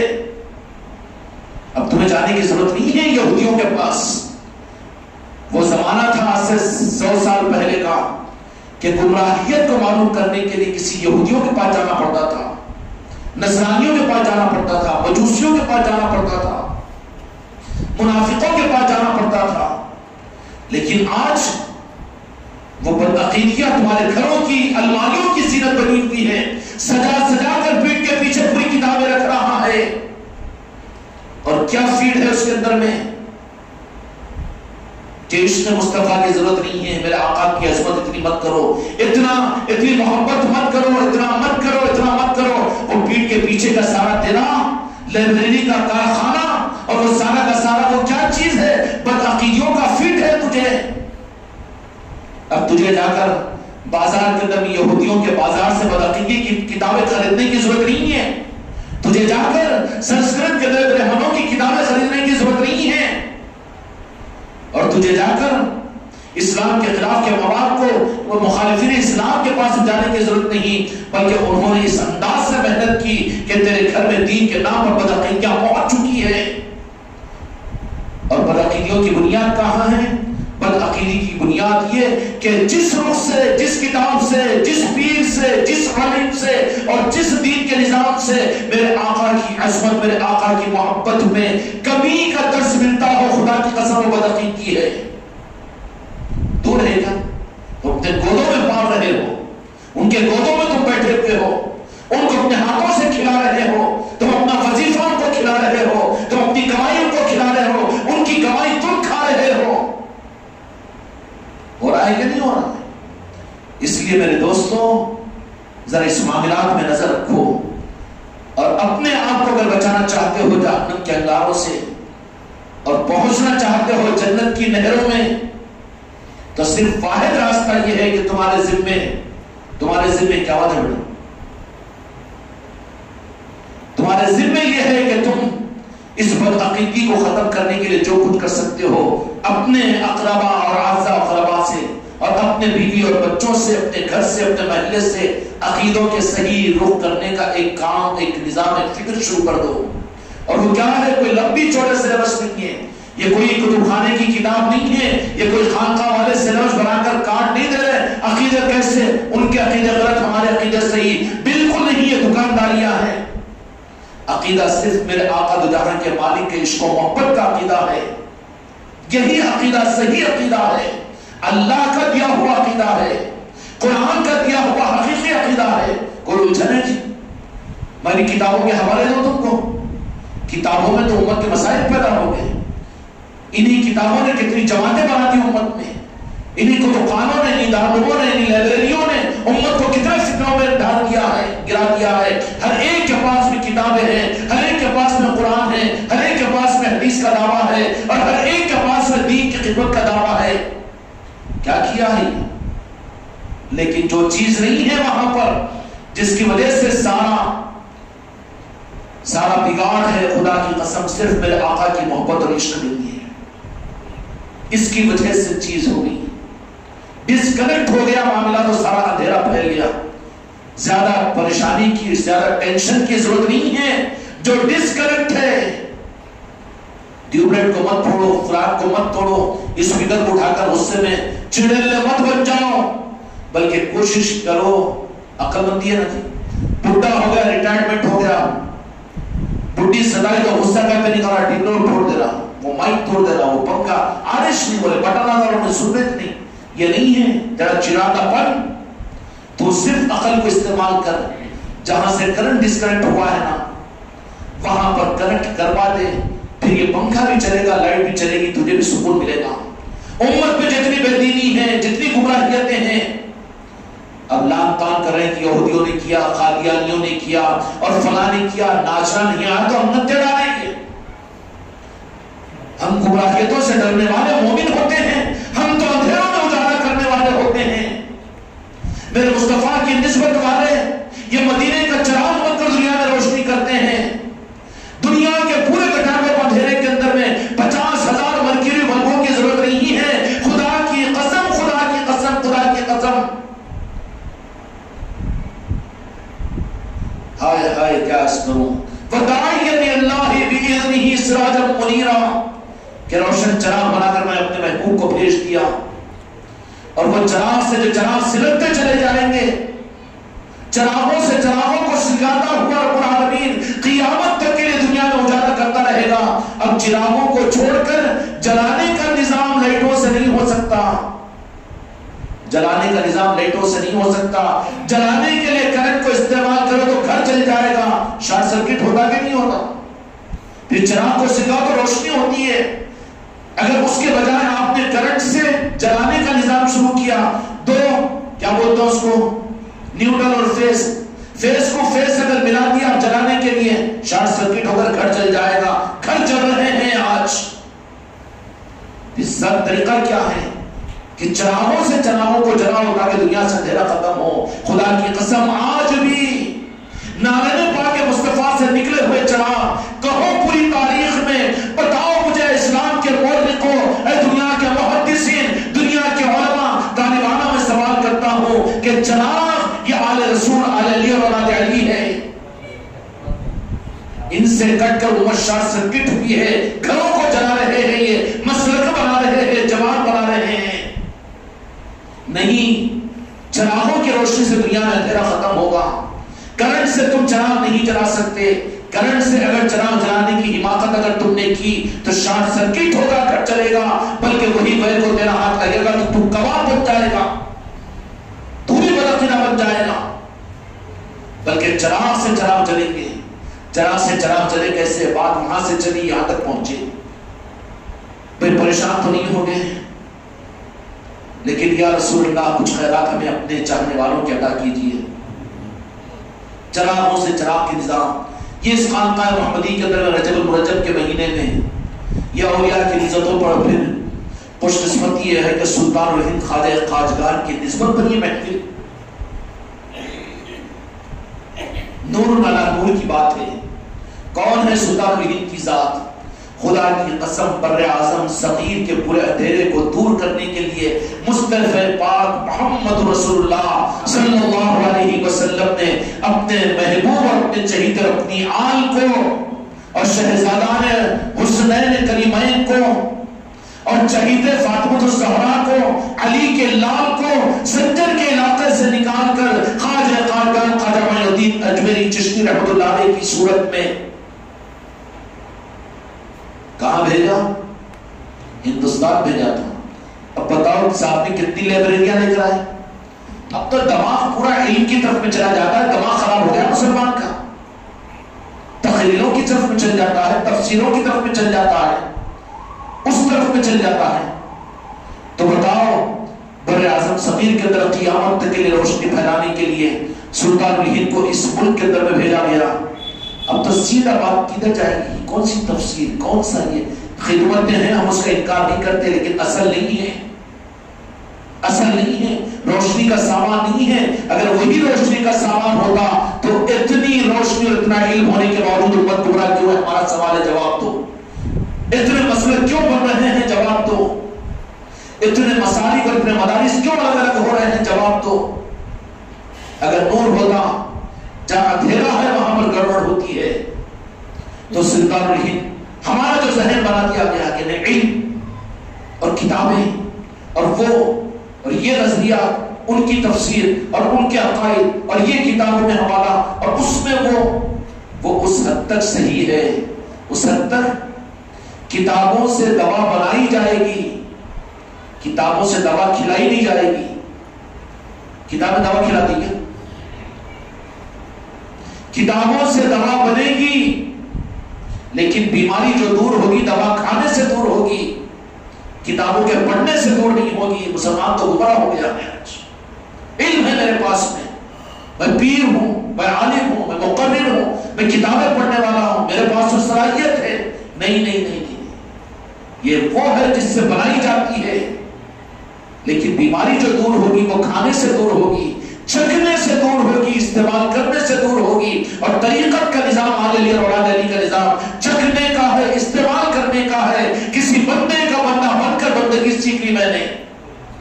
جو بندہ بننے کے لیے اپنے کو تیار نہ کرے وہ خدا کا بندہ کہاں بنے گا؟ وہ فرعون کا بندہ بن جائے گا, وہ شیطان کا بندہ بن جائے گا. سمجھ میں آئی بات؟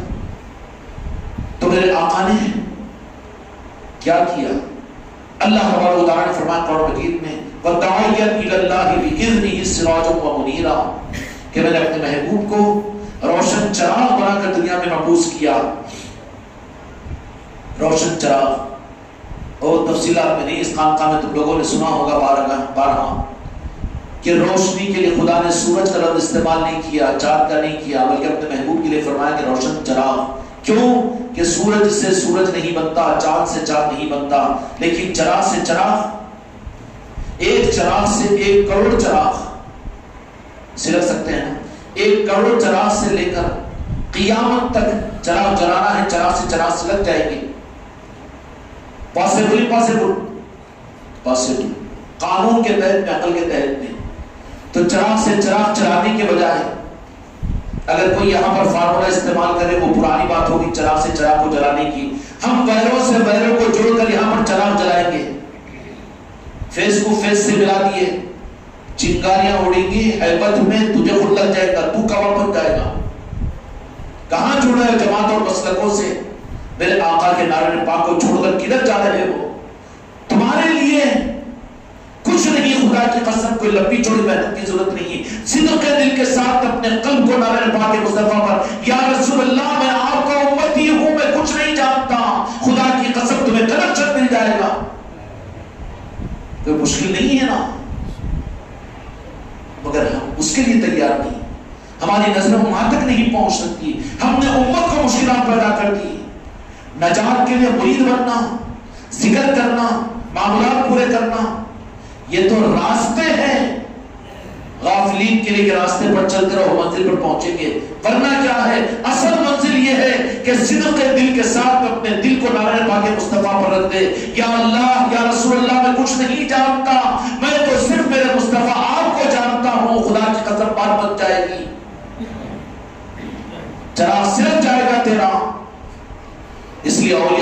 میں بیٹھ کر یاد مصطفیٰ کے ذریعے سے اپنے روشن چراغ کر لیتے ہیں، مدینے کی روشنی انہیں مل جاتی ہے اور وہ روشنی والے بن جاتے ہیں اور روشنی ان کے ذریعے سے دنیا میں پھیلنی شروع ہو جاتی ہے۔ تو قرآن مجید نے میرے مصطفیٰ کو اللہ تبارک و تعالیٰ نے روشن چراغ فرمایا، وَدَاعِيًا إِلَى اللَّهِ بِإِذْنِهِ سِرَاجًا وَمُنِيرًا، روشن چراغ ہے آپ، ہے نا؟ اب چراغ کا مطلب یہ ہے کہ اب روشنی حاصل کرنے کے لیے شارٹ سرکٹ کے راستے کو استعمال کریں گے یا چراغ کے؟ بولو جی۔ نہیں پرانے زمانے کی بات ہے نا جی، علم نہیں تھا اس وقت میں، وہ چراغوں سے چراغ حاصل لاتے تھے، لیکن اب علم زیادہ آ گیا، ہم کو کتابیں بہت ہیں، انٹرنیٹ ہے، ہم بیٹھ کر پورے قرآن کی 10 تفسیروں کو دیکھ سکتے ہیں یوں کر کے۔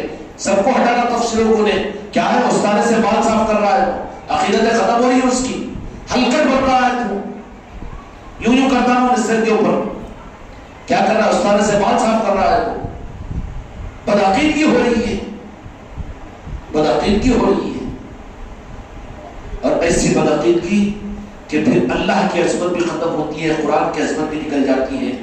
کوئی اگر میرے آقا کی عظمت میں کمی کرتا ہے تو قرآن کی عظمت بھی اس کے پاس باقی نہیں رہتی، رب کی عظمت بھی اس کے اندر باقی نہیں رہتی، نہیں رہتی۔ اللہ تعالیٰ رکھتا ہی نہیں اس قلب کے اندر میں جس میں میرے محبوب کی محبت اور عظمت نہ ہو، اس میں میری عظمت قرآن کی عظمت نہیں رہتی ہے، منافق رہتا ہے وہ۔ اعتراض نہیں کر رہا ہوں، لیکن دنیا میں تم دیکھتے ہوں گے کہ ہندوستان کا مسلمان ہے تو قرآن پاک کو لے گا، آنکھوں سے لگائے گا، اللہ کی کتاب ہے پڑھے گا، بغیر وضو کے نہیں چھیے گا، لیکن جو گستاخ ہے میرے آقا کے بے عظمت ہے، اسی جانی ماس پر قرآن بھی رکھی ہوئی، خود بھی پر لمبا کر کے بیٹھا ہوا ہے، بلکہ وہ جنونی اصل عرب کو نہیں بول سکتے، عرب کو بولنا منع ہے ہمارے آقا کی، لیکن وہ عرب کہاں ہے؟ جھوبے پہننے والے عرب تھوڑی رہتے، یہ تو ڈپلیکیٹ ہے بیٹے، مارکیٹنگ کرنے والے۔ اصل عرب جو ہے ان کی عظمتیں تو الگ ہوتی ہے، لیکن وہی آپ دیکھیں گے کہ یوں پیرالمپک کیے ہوئے قرآن کو اس میں رکھے پڑھ رہے ہیں۔ یہ دن کیوں آئے تمہیں؟ میرے آقا کی عظمتوں کو تم نے دلوں سے نکالا، کعبے کا نام لے کر، سعودیہ حکومت کا نام لے کر، اہل حدیث بن کر، اہل قرآن بن کر، لیکن گستاخ بنتے چلے گئے، عظمتیں تمہارے اندر سے ختم ہو گئی کہ نہیں ہوگی؟ ہو گئی نا؟ ہاں، کیوں؟ پھر میرے دوستو کوئی چیز وہاں پر نہیں رہتی، جب فیوز ہی نکل گیا تو ساری نورانی ساری روشنی ختم ہو جائے گی۔ اس لیے روشنی جو انسانیت کو قیامت تک ملے گی وہ چراغوں کے ذریعے سے ملے گی۔ یہ نہیں کرنا کہ ہمارے باپ دادا جاہل تھے، ان کے پاس میں علم نہیں تھا تو بولنا مفتی صاحب تو جاہل کی اولاد ہے، انہوں غوث و خواجہ کو مانتے تھے، جہنمی تھے، تو سیدھا بول دینا جمعہ میں اعلان کر میں جہنمی کا پوترا ہوں، جہنمی کی اولاد ہوں، کرنا اعلان دیانتداری کے ساتھ میں بول دیتے نا۔ پرانے بزرگوں نے غوث و خواجہ کے معنی شرک کرتے تھے، جہنمی تھے بولے، تو پھر جرأت ہے تیرے اندر میں حق بولنے کی، سچ بولنے کی، تو اعلان کرنا نا، میں جمعہ کھڑے ہو کے مسلی اور میری تقریر کو سن کے تو بہت متاثر ہوتے ہو، میں اتنی قرآن و حدیث کا بیان کرتا ہوں مگر میں جہنمی کا پوترا ہوں، بولا کوئی آج تک؟ سفید کپڑوں میں تو چھپاتا ہے، لال رومالوں کے اندر میں تو ڈھانپتا ہے، حقیقت کو چھپانے کا مجرم بنتا ہے۔ یہی تو چھپانے والے تھے منافقین، اندر کے کفر کو، بدعقیدگی کو، گستاخ مصطفیٰ کو چھپانے کے لیے اوپر کی بڑی بڑی عبادتیں کیا کرتے تھے، وہ اندر کے نفاق کو چھپانے کے لیے۔ میرے بھائیوں، امتوں کو مسلک اور جماعتوں کے حوالے کرو تو میرے آقا کی امت، میرے آقا نے ان کو بے سہارا نہیں بنایا، خدا کی قسم۔ الف نہ جانتا ہو، الف نہ جانتا ہو، علم بہت بڑی بات ہے، قابل قدر ہے، اس کا انکار نہیں کرتے، مدارس دینی اپنی جگہ قابل قدر ہے، دین کی خدمات اپنی جگہ اس کا انکار نہیں کرتے، لیکن جو الف بھی نہ جانتا ہو لیکن خدا کی قسم میرے آقا سے ٹوٹ کر محبت کرے گا وہ جنتی بنے گا۔ اور دل گردہ ہے نا ہمارے بچوں کو، تو ہم نے کہہ دیا خانقاہ کی مجلسوں میں، اب یہ کہنا چاہیے کہ نہیں کہنا چاہیے؟ جن کو دنیا کافر اور مشرک کہتی رہی، لیکن قیامت میں دیکھ لینا کہ میرے آقا کی محبت میں ایک مرتبہ انہوں نے میرے آقا کی عظمت کا اظہار کیا، وہ مومنین کی لسٹ میں ہوں گے۔ اور یہ مسلمان کہنے والا بے ادبی اور گستاخی کی وجہ سے اپنے سربراہ کو، اپنے سردار کو، اپنے امیر کو دیکھے گا تو کہیں عبداللہ ابن ابی بن سلول دکھے گا، کہیں ابو لہب دکھے گا، کہیں ابو جہل دکھے گا۔ کن میں فیصلہ کرو میرے بچوں اور میری بچیوں کہ ہم اپنے سرداروں کو قیامت کے میدان میں دیکھیں تو کس کے ساتھ رہنا چاہتے ہو؟ رہنا چاہتے ہو غوث و خواجہ کے؟ رہنا چاہتے ہو اولیاء کے؟ رہنا چاہتے ہو جنت پاک کے؟ رہنا چاہتے ہو جہاں کے مانی کے نارن پاک کے مصطفیٰ کے؟ ہو تو زندگی میں فیصلہ کرنا پڑے گا، اس لیے کہ زندگی میں جو کچھ کرو وہی تم قیامت میں اور وہی آخرت میں پاؤ گے۔ اس لیے میرے بچوں قرآن مجید میں اللہ تبارک و تعالیٰ نے قرآن و حدیث کے اندر میں جن مہینوں کی فضیلت بیان کی، جنت کا تذکرہ میں کر رہا تھا۔ اب شاہد صاحب تو بولیں گے دیکھو انہوں بھی جنت کو سنا دے، آج دن قریب آ رہے ہوں گے اس واسطے جنت بھی سنا دے رہا ہوں۔ حاجی شاہد صاحب یہ تھک تھکی کے اندر میں غلطی جہنم میں چلیں گے نا؟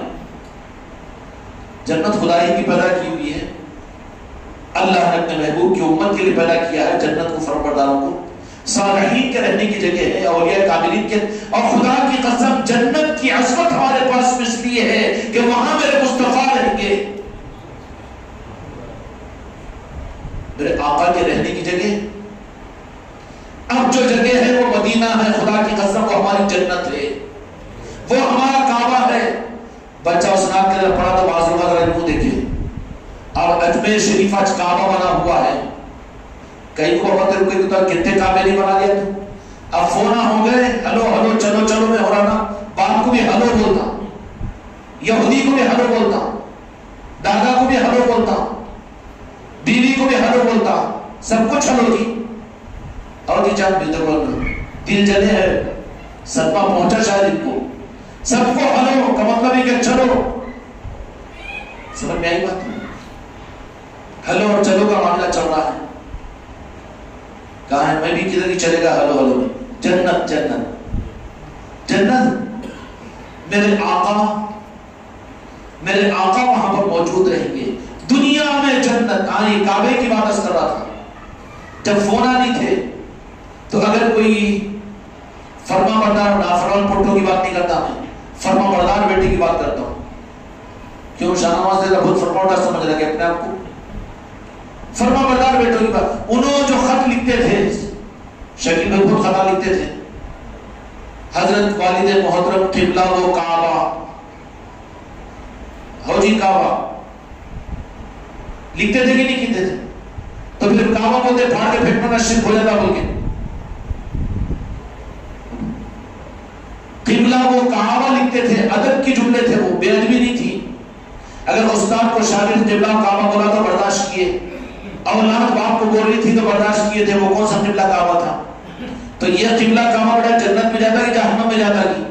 گارنٹی ہے کہ استاد کی، باپ کی، کسی تو بھی ایمان پر خاتمہ ہو تو سب صحیح ہے، لیکن یہ بیٹے جہنم میں جانے والوں کو بھی کعبہ اور قبلہ بولے تو کوئی اعتراض نہیں تھا۔ اب سلطان الخواجہ خواجہ اجمیر کو کعبہ بولے تو یوں دیکھتا ہوں، یوں دیکھتا، کیوں دیکھ رہا ہے؟ نظر تیری اوپر کیوں ہوں گے؟ فرشتے نظر آ رہے ہیں؟ کعبہ کا مطلب کیا ہے؟ مقدس چیز، عظمت والی چیز۔ سرزمین ہندوستان پر خدا کی قسم نہ دہلی کی جامع مسجد مقدس ہے، نہ تمہارے حیدرآباد کی جامع مسجد، نہ مکہ مسجد۔ سب سے زیادہ مقدس کی کوئی چیز ہے اور کوئی مقام ہے تو خدا کی قسم اجمیر شریف ہے۔ اور اجمیر شریف کی چوکھٹ کیا ہے؟ وہ خواجہ جی نے اپنے لیے اپنی چوکھٹ نہیں بنائی، بلکہ مدینے والوں نے خواجہ جی کو اجمیر دیا۔ خواجہ جی کو اجمیر مدینے والوں نے دیا۔ مالک کائنات اور خالق کائنات نے جن کو مالک بنایا، اس مالک کائنات نے خواجہ جی کو اجمیر عطا کیا تو کیوں قابل تقدس نہیں ہوگا؟ ارے وہ کعبہ خواجہ جی کا حجرہ تو دور کی بات ہے، ہمارے لیے تو اجمیر شریف کے مندروں کا ذرہ بھی خواجہ جی کی نسبت کی وجہ سے قابل عظمت اور قابل کعبہ ہے، کیونکہ وہ نسبت اجمیر شریف سے اس کو جڑی ہوئی ہے جہاں پر ہمارے خواجہ جی موجود ہیں۔ سمجھ میں آئی بات؟ یہ چراغوں سے چراغوں کا نظام ہے۔ اب غفلت کے اندر میں تم بولیں گے کہ وہ جاہل تھے، ان کے پاس علم نہیں تھا، وہ نہیں تھا، یہ نہیں تھا، اس واسطے تو اس وقت میں سمجھ لینا کہ چراغ سے چراغ سل جانے کا فارمولہ ہے۔ چراغوں سے چراغ کو سنگارنے کے لیے چراغ چاہیے. یہاں غلطی سے اس زمانے کے اندر میں اگر تو نے چراغ کو دو وائروں سے لا کر اگر جوڑ کر چراغ جلانا چاہا تو تو خود چراغ نہیں کباب بن جائے گا. عقیدوں کے معاملات میں نہیں چلتے فارمولے. تیری کتابیں رکھ ادھر بازو, تیرے مسئلے کو جماعت رکھ ادھر بازو. یہاں پر تو عشق مصطفیٰ ہے. یہاں کا عقیدہ تو یہی ہونا چاہیے. رب کے بارے میں پوچھے گا تو رب تو آیا نہیں سامنے, تیرے کیا پہچان گے؟ تو نے تو اپنی پہچان کے لیے مصطفیٰ کو دے دیا. میں مصطفیٰ کو پہچانتا ہوں. کس کو پہچانتا ہوں؟ میرے آقا کو میں پہچانتا ہوں. اور پہچان بھی اگر کوئی کروانا چاہتا نا, اللہ کو اپنی پہچان کروانا, تمہیں پہچان کروانا تو سامنے آنا تھا, نہیں سامنے نہیں آیا. کس کو کیا؟ میرے مصطفیٰ کو کیا. اچھا ٹھیک ہے, جاؤ دنیا کی زندگی میں بول رہے نا پیر صاحب ہم برداشت کر لیتے. پھر مرنے کے بعد میں پہلے اللہ آنا تھا سامنے. کون آئیں گے؟ کہ بخاری شریف کی حدیث صحیح ہے.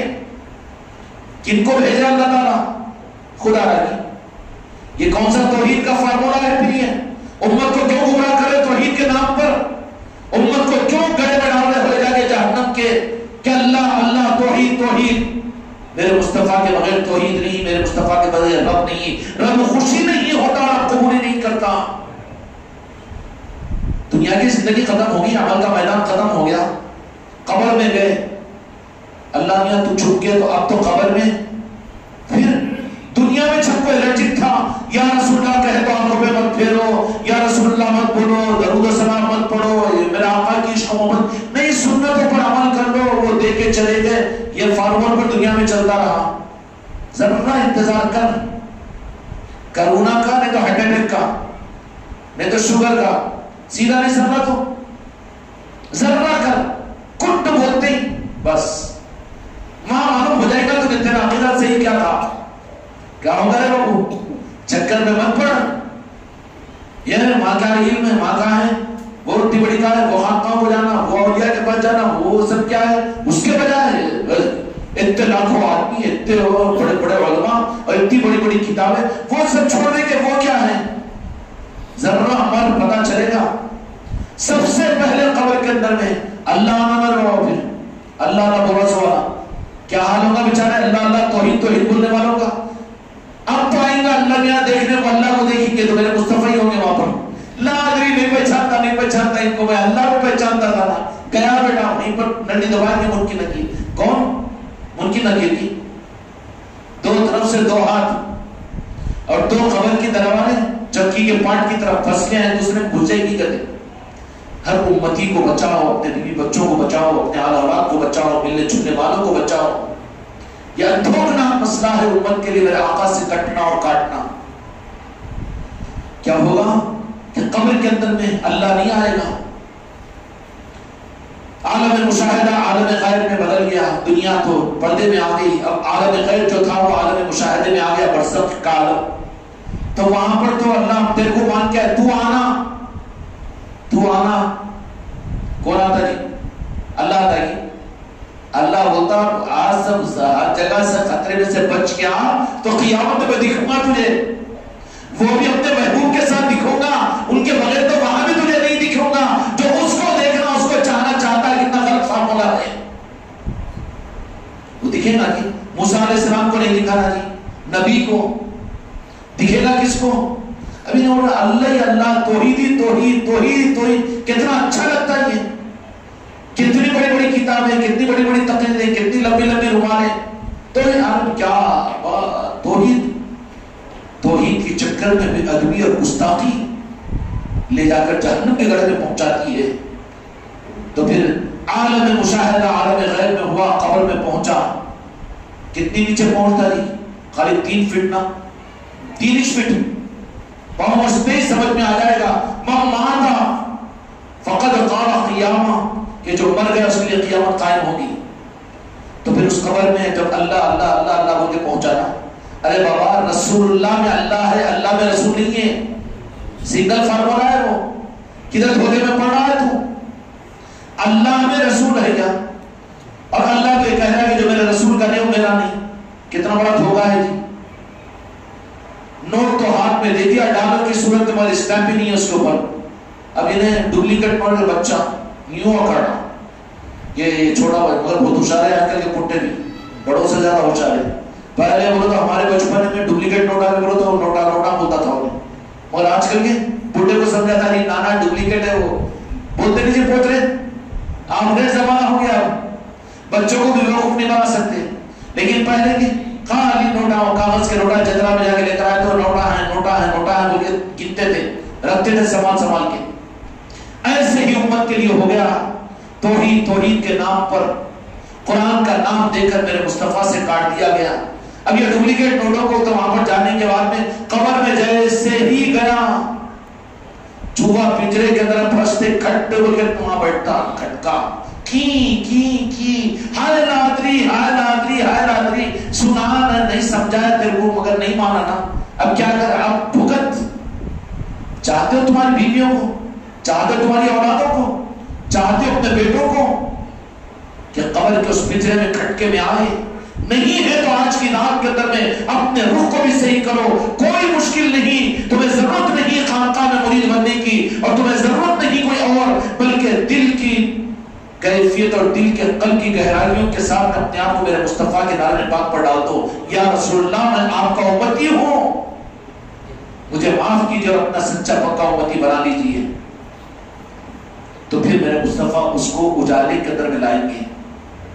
اجالے میں لائیں گے تو یہ شارٹ سرکٹ کے اجالے میں نہیں لائیں گے، چراغوں کے اجالے میں لائیں گے کہ ہم نے اپنی روشنی چراغوں کے ذریعے سے چلائی ہے. کرنٹ، یہ کرنٹ کب سے ہے جی؟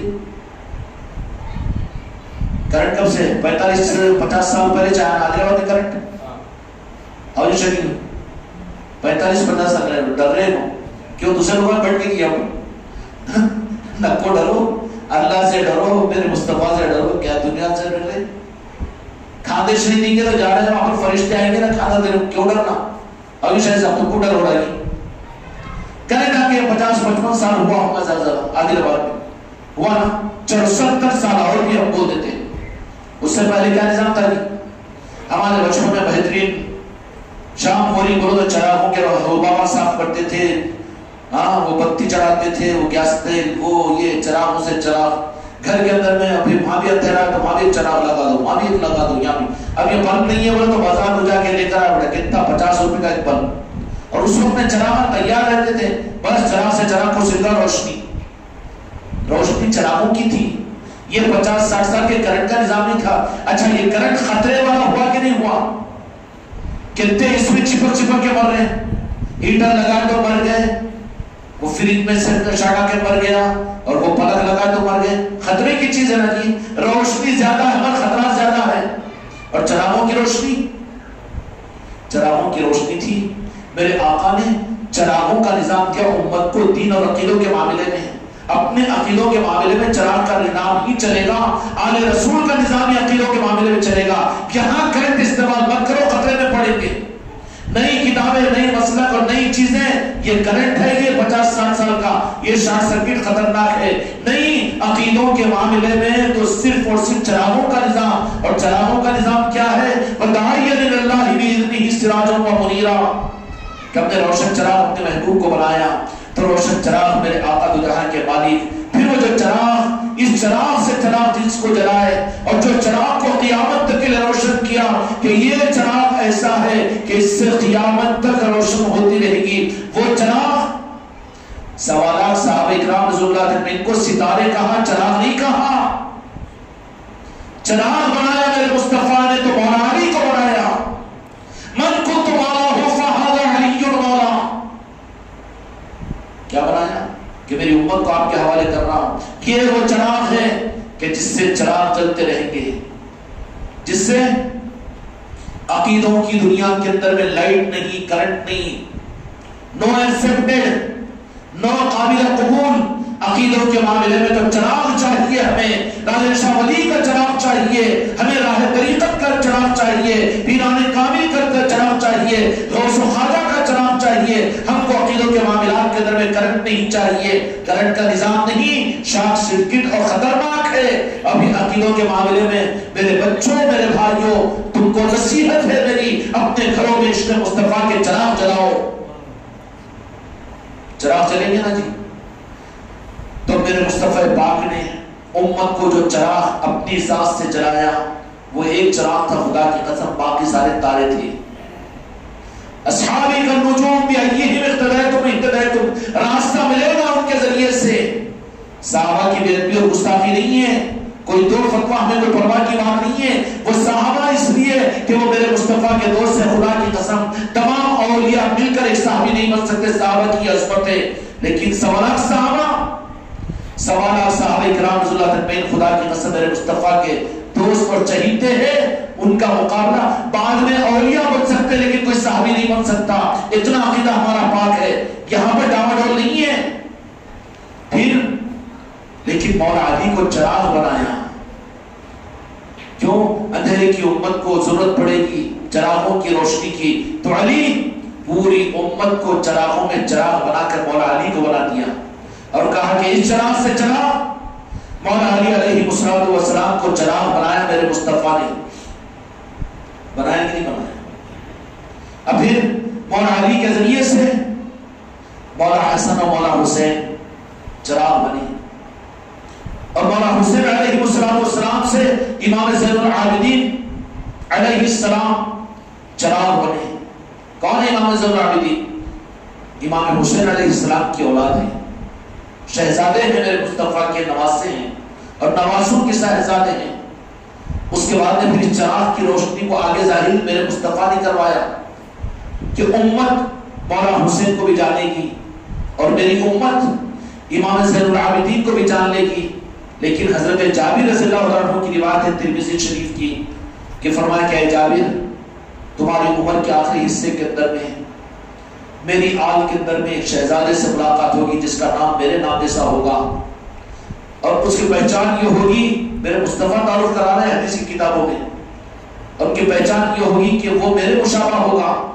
ارے آپ کے دنیا سے پردہ فرمانے کے 80 سال بعد بھی جن کو دیکھ کر میں پہچانا چاہوں میری شباہت جیسی لیے پہ ہوگا، نام بھی ویسے ہی ہوگا، نام بھی ویسے ہی ہوگا اور مشابہت بھی مجھ جیسی ہوگی.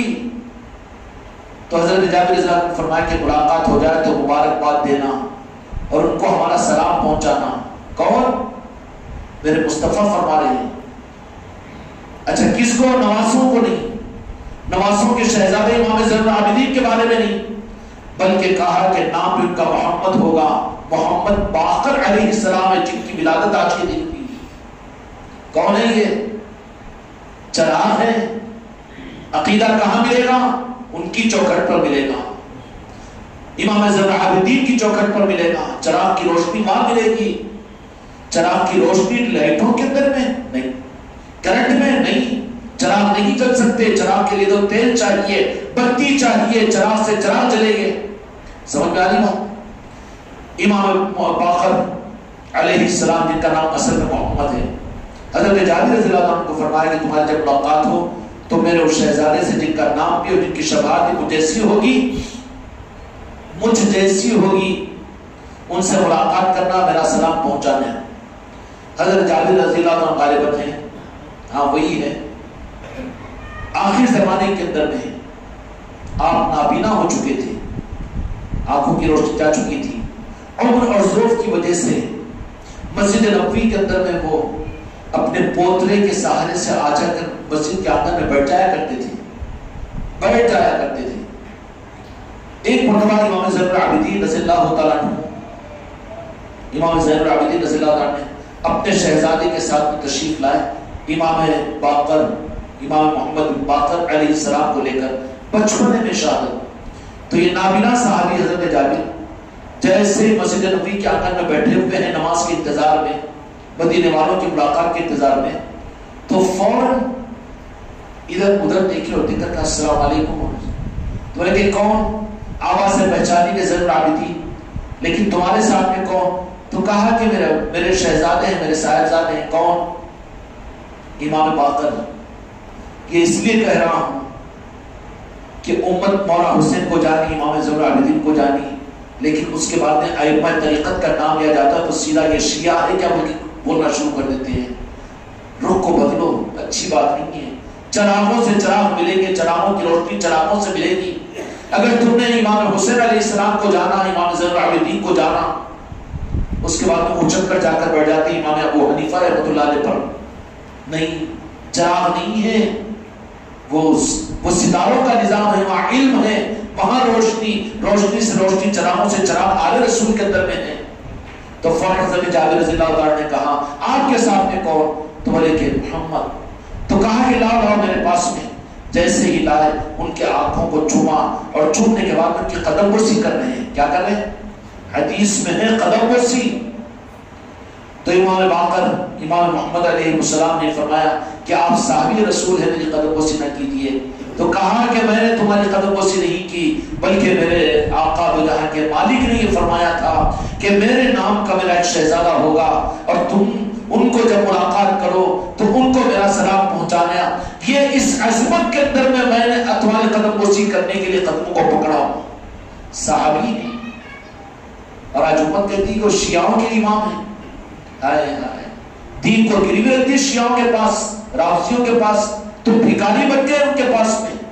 نہیں، اصل خیرات تو ہمارے پاس میں ہے، لیکن خود خیرات سے محروم ہو کر در در کی بھیک مانگنی پڑ رہی ہے. امام باقر علیہ السلام جن کی ولادت آج ہے، امام باقر کی جان علیہ السلام کی. چلو خانقاہ محمدی کے اندر میں آج یہ نظام، پھر یہ چراغوں کا نظام آگے چلتا چلا گیا. میرے آقا نے فرما دیا تھا کہ میرے نام جیسا نام ہوگا، میرے چہرے جیسا چہرہ ہوگا، میری خوشبو جیسی خوشبو ہوگی. آپ کہیں نابینا صحابی مچل گئے، کہا کہ یہ تو مدینے والوں کی خوشبو ہم کو محسوس ہو رہی ہے. خوشبو محسوس ہوتی نا جی. خوشبو محسوس کرنے والے خوشبو والے کو لیں گے، یہ کیوڑا کی خوشبو، یہ گلاب کی. اب جو بدبو والا ہے اس کو خوشبو کا محسوس ہوگی. اب الرجی کھجارا ہو رہا ہوتا، بدبو والا ہے وہ. جو خوشبو والا ہے گلاب کی خوشبو آ رہی ہے، کیوڑا کی آ رہی ہے، یہ خش کی آ رہی ہے. پہچانے گا خوشبو کو. حضرت جابر رضی اللہ عنہ نابینا بھی تھے، تو کہا کہ یہ تو میرے مصطفیٰ کی، میرے آقا کی خوشبو ہے. اور پھر وہ حدیث بیان کر کے کہا کہ مجھے موقع دیجئے کہ میں قدم بوسی کروں اس شہزادے کی. کیوں؟ اس لیے کہ میرے آقا نے عظمت بتائی تھی ان کی. اتنا غور سے تم سنے ہو. لیکن آخری بات عرض کر دوں، میرے بچوں، ہمارے اختیار میں نہیں رہتا، لیکن یہ جو کچھ کہتے ہیں خود اپنے لیے کہتے ہیں، اور پھر اس کا کہنے کا مطلب یہ کہ تم کیا تقریر، کیا بیان، کیا نقطے، کیا عہدے کھولے اور بولے. کچھ بھی نہیں ہے، غلط ہے. کچھ فیصلہ کر کے جا، یہاں سے فیصلہ کر کے اٹھو. اور یہ کیا فیصلہ کہ اپنے آقا کا سچا امتی میں بن جاؤں، میں اپنے آقا کا نام لیوا بن جاؤں، اپنے عقیدے کا مرکز میرے آقا کے دامن پاک کو بنا لے. خدا کی قسم تم بھی کامیاب، میں بھی کامیاب، ورنہ تم بھی ناکام، میں بھی ناکام، تم بھی گمراہ، میں بھی گمراہ. تو امام باقر علیہ السلام کے بارے میں میرے آقا نے حضرت جابر رضی اللہ عنہ کو فرما دیا. یہ تو مولا علی، امام زین العابدین، مولا حسین، مولا علی، مولا حسین، امام زین العابدین، سید سجاد، پھر امام باقر، یہ 4 پشتوں کی بات ہے. لیکن قربان جا میرے آقا محمد رسول اللہ صلی اللہ علیہ وسلم کے لیے. بھئی سینہ اوپر ہے تو نیچے سے بھی مل کے رہنا نا. اگر پیچھے دھڑکا ہے تو دھوکا ہے نا. چترا کا جھولا ہے، اتارتا کی ڈولے میں پہنچاتا کی. چترا کے جھولے 150 سال کا مسلک، 200 سال کی جماعت کو 300 سال کی کتاب. چترا کا جھولا ہے بابا، اتارتا کی سیدھا ڈھولے میں پہنچاتا کہ نہ کل کو خبر آتی کیا ہے کہ جھولے میں اتنے مر گئے بول کے. نہیں، چترا کے جھولے ہونا کہ نہیں جس کا اوپر بھی نیچے بھی ملا ہوا رہنا نا.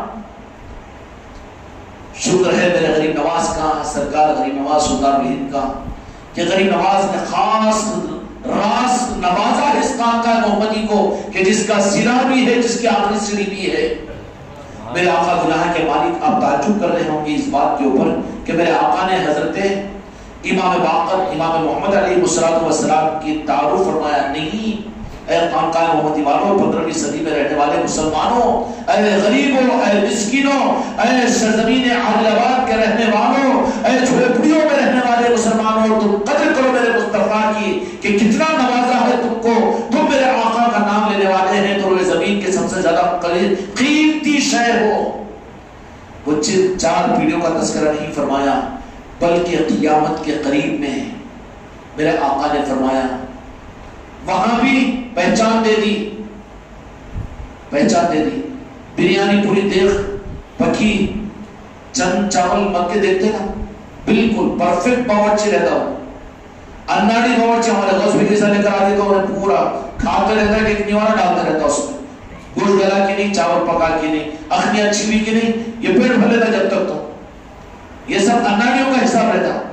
لیکن جو پرفیکٹ رہتا ہے دانا مت لیا، ادھر سے ذرا اٹھا کے ادھر دانا مت لیا، ہمیں بولے بریانی پکی ہے، ہم یہاں کی تو بریانی پکی ہے تو پھلس بھی نہیں ہوتی، نہیں تو ڈھر ڈھر ڈکارے نہیں آتی، ایسیڈیٹی نہیں ہوتی۔ اگر اچھی بریانی میں خوب کھا لیا ہو تو پھر ایسیڈیٹی شاید بھائی کیسی ہوتی ہے، ایسیڈیٹی بھی نہیں کرنا بھائی ہمیشہ حق پہ اور ہمارے نظام ہے حق پہ، ہمارا پیر حق پر نہیں، ایسیڈیٹی ہے وہ۔ چیکنگ کرتے رہو اپنے قلب کی، حق کے اوزار اگر تمہارا دل کرتا رہے تو جگتے رہو چلتے رہو۔ میرے آقا نے صرف حضرت محمد باقر علیہ السلام کی شناخت فرما دی، چراغ سے چراغ ملا ہوا ہے، وہاں پہچان قائم ہوگی۔ اب میں یہ بتانا چاہ رہا ہوں انہی کی آل میں 17ویں اولاد سلطان الہند خواجہ خواجگان میں امام باقر علیہ السلام کی 17ویں اولاد ہے۔ اس کے بعد اب آگے میرے مصطفیٰ نے حدیث کی کتابوں میں ذخیرے میں موجود ہے، بخاری اور مسلم میں ہی صاحب ستار کی ساری حدیث کی کتاب میں باب الفتن فی القیامہ، قیامت کے فتنوں کے ان حدیث میں، ہر کتاب میں حدیث میں یہ حدیث موجود ہے کہ امام مہدی علیہ السلام کا بھی ظہور ہوگا اور ان کا نام بھی مجھے نام جیسا ہوگا اور ان کے ماں باپ کا نام بھی میرے نام جیسا ہوگا اور وہ میرے شہزادے ہوں گے اور وہ بنی ہاشم ہوں گے اور وہ میری آل ہوں گے۔ وہاں کا بھی دے دیا پتہ، یہاں کا بھی دے دیا۔ اب درمیان میں ان سب کو لے کر رہنے والے ہی تو اسسٹڈ ہے، رجسٹرڈ ہے، ورنہ چترا کے جھولے ہیں کہیں بھی جا کے ڈال دیں گے۔ آم کے جھاڑ کے اوپر جھولا بنا دیے تو بھروسہ نہیں، اگر اچھا مضبوط جھولا نہ تو کیا ہے کہ جھولیں گے اتارے جائیں گے، نہیں تو اس سے پہلے کٹ بول کے ٹوٹ گیا تو نیچے زمین پہ آ جاتے ہیں۔ تو وہاں پر بھی سند دی حدیث میں قرآن پاک کی بھی بات عرض کر دیا، میں قرآن پاک سے بھی سمجھ میں آ گیا۔ اب یہاں پر احادیث کی بات پیش کر دیا اور احادیث میں یہ ریفرنس بھی دے دیا اس حضرت امام باقر محمد علیہ السلام کا کہ وہ میرے چوتھے شہزادے ہوں گے اور وہ میرے نام کی جیسے اور میرے مشابہ ہوں گے، میری خوشبو میں آئیں گی۔ حضرت جابر رضی اللہ عنہ نے خوشبو محسوس کیا اور نام بھی معلوم کر لیا تو کیا کیا؟ لائٹ لے لو نا۔ اب جنید میاں وہ کعبہ بلدی معین الدین اجمیری رحمۃ اللہ علیہ کا آستانہ یہ کرتے خانقاہ والے، الرجی ہو رہا ہے اس کو، کھٹے ڈکار آ رہے نہیں، کیوں؟ ریفرنس مل چکا ہے، پہلا بھی اور آخر بھی صحیح تو صحیح چنا۔ تو دو جہاں کے مالک نے حضرت امام باقر علیہ السلام کے بارے میں بھی بات فرما دی کہ وہ میرے نام جیسا ہوگا اور میری خوشبو بھی اور میرے چہرے میں بھی مشابہ ہوگا۔ اب وہاں سے امام باقر علیہ السلام سے اب یہ 17 پیڑھی میں خواجہ خواجگان سلطان الہند خواجہ معین الدین چشتی اجمیری رحمۃ الرضوان ہے، پورا ہے نا کہ لنک ڈاکومنٹ، رجسٹری کو لنک ڈاکومنٹ، ڈپلیکیٹ رجسٹری ابھی بہت ہو رہا ہے آج کل، ایک پلاٹ پر 4 کے، مگر آخر میں اگر اصل جو آ گیا پٹے دار تو سب پر خاص چلنے دو۔ ہمارے 150 سال کی رجسٹری، ہمارے 2 سال، ہماری جماعت، ہمارا مسلک، ہمارے ملہ چرہڑ بازو پٹے دار آ گئے، اصل کون آ گئے؟ پٹے دار آ گئے۔ جب تک تو دادا گیری چل جاتی، بیچ رہے کس کو بھی، اور جو بیٹا جس کو معلوم ہے اپنا صحیح پٹا نہیں ہے نا، انہیں بیچنے کی چکر میں رہتا ہے، جلدی بیچ کے نکلنے کو وہاں سے، معلوم ہے اس کو میں پٹے دار نہیں ہوں، میں آل رسول والا نہیں ہوں، تو جتنی دکان چل رہی جلدی وہ پلاٹ بیچ دو، کیونکہ معلوم ہے اس کو پٹے دار اگر آ گیا تو اپن نقصان میں ہوتے، تو جلدی بیچنے۔ جماعت میں سے جماعت بدل رہی، مسلک میں سے مسلک، ارے یہ جماعت تھی نا اس میں یہ نکل گئی، اس میں 2 ہو گئی، اس میں یہ ہو گئی، بدلتے جاتے ہیں، قبضے داروں کی پہچان نہیں ہے۔ اور پٹے دار آل رسول ہے، یہاں سے وہاں تک کنیکٹڈ ہے۔ سمجھ میں آ رہی بات؟ تنقید تو نہیں سمجھ رہے، اس کو سمجھنے کے لیے، تم کو ڈھونڈنے کے لیے، دوسروں کو ڈرانے کے لیے، دوسروں کو برا بولنے کے لیے نہیں بول رہا ہوں میں، سمجھنے اور سمجھانے کے لیے ہے۔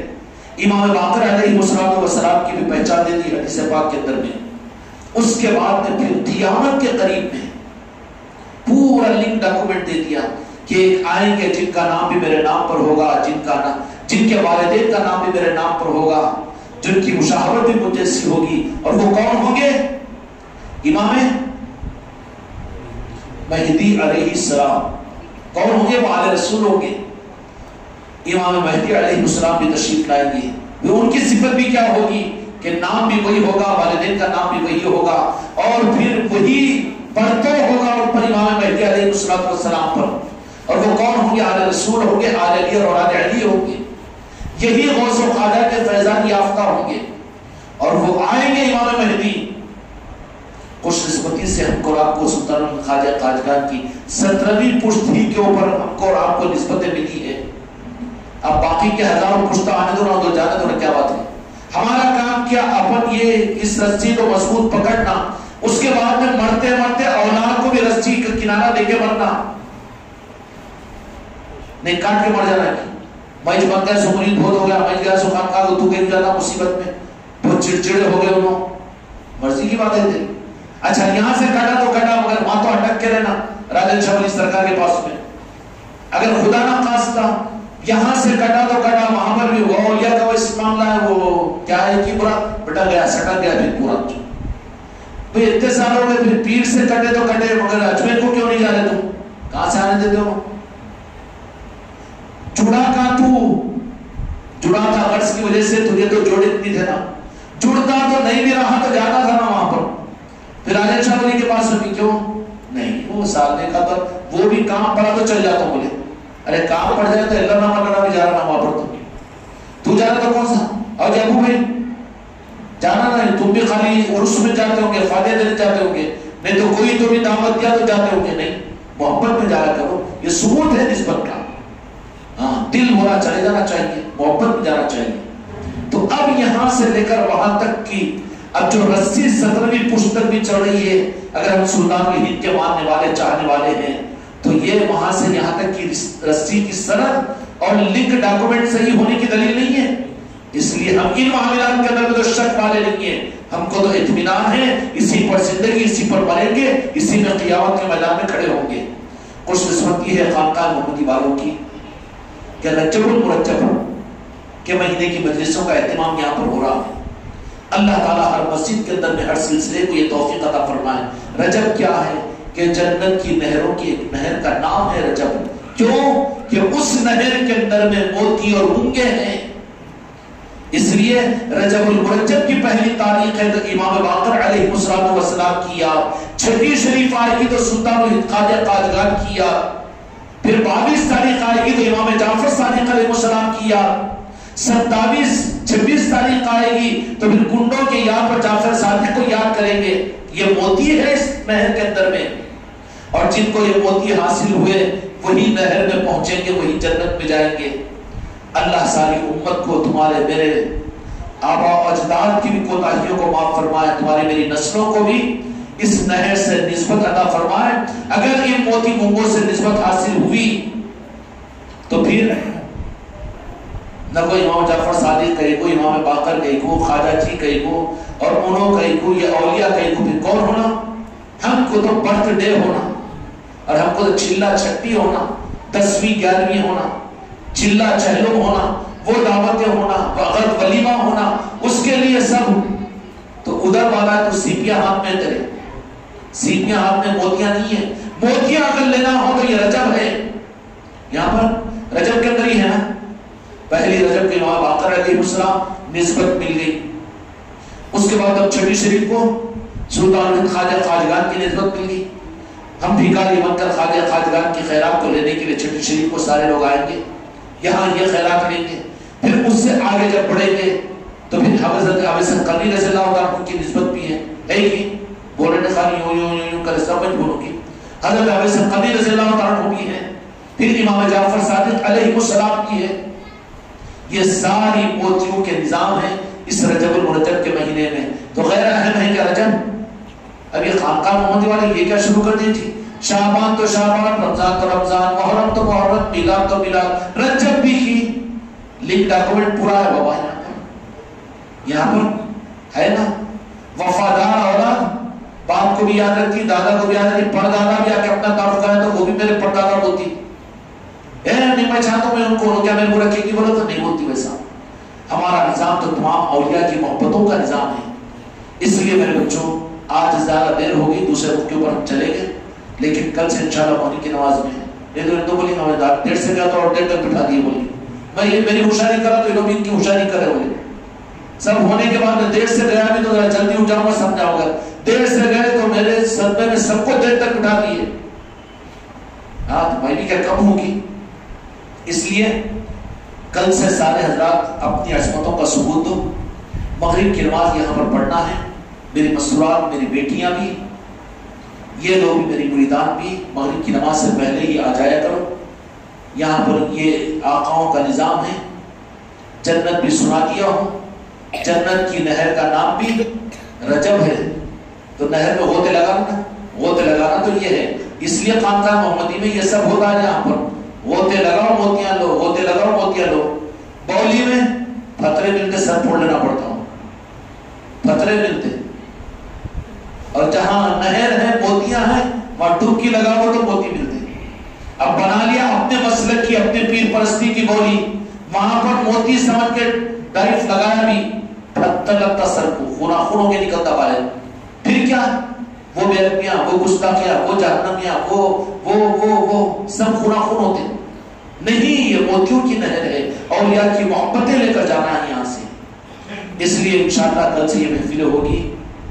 4 دن کے محفلوں کا اہتمام ہوگا یہاں پر. محفلوں کے بعد انشاءاللہ چھٹی شریف کی محفل بھی ہوگی. اور اس دن تو انشاءاللہ خاندان چشتیہ کے عید کا دن ہوگا. انشاءاللہ اس کی تیاریاں بھی کریں گے اپنے گھروں میں. مسرات عصر کی نماز کے بعد جو مریدان ہیں وہ اپنے گھر کے خانقاہ محمدی میں بیٹھ کر یا معین حق معین 300 مرتبہ پڑھا کرو. اور اس کے بعد مغرب سے پہلے یہاں پر آ جایا کرو. مغرب کے بعد کس مجلس میں رہنا, اور یہاں سے اب اٹھنے کے بعد میں بھوکے چل جانا نہیں. یہ لنگر بھی ہے. یہ کس کے نام کا لنگر ہے؟ امام باقر علیہ السلام کے نسبت کا لنگر ہے, خالد جی کی نسبت کا لنگر ہے. تبرک کا تو چند لقمے تو لے کر ضرور جانا. ہاں چند لقمے لے کے جانا کی نہ کو پیٹ کر کے جا ہوگا.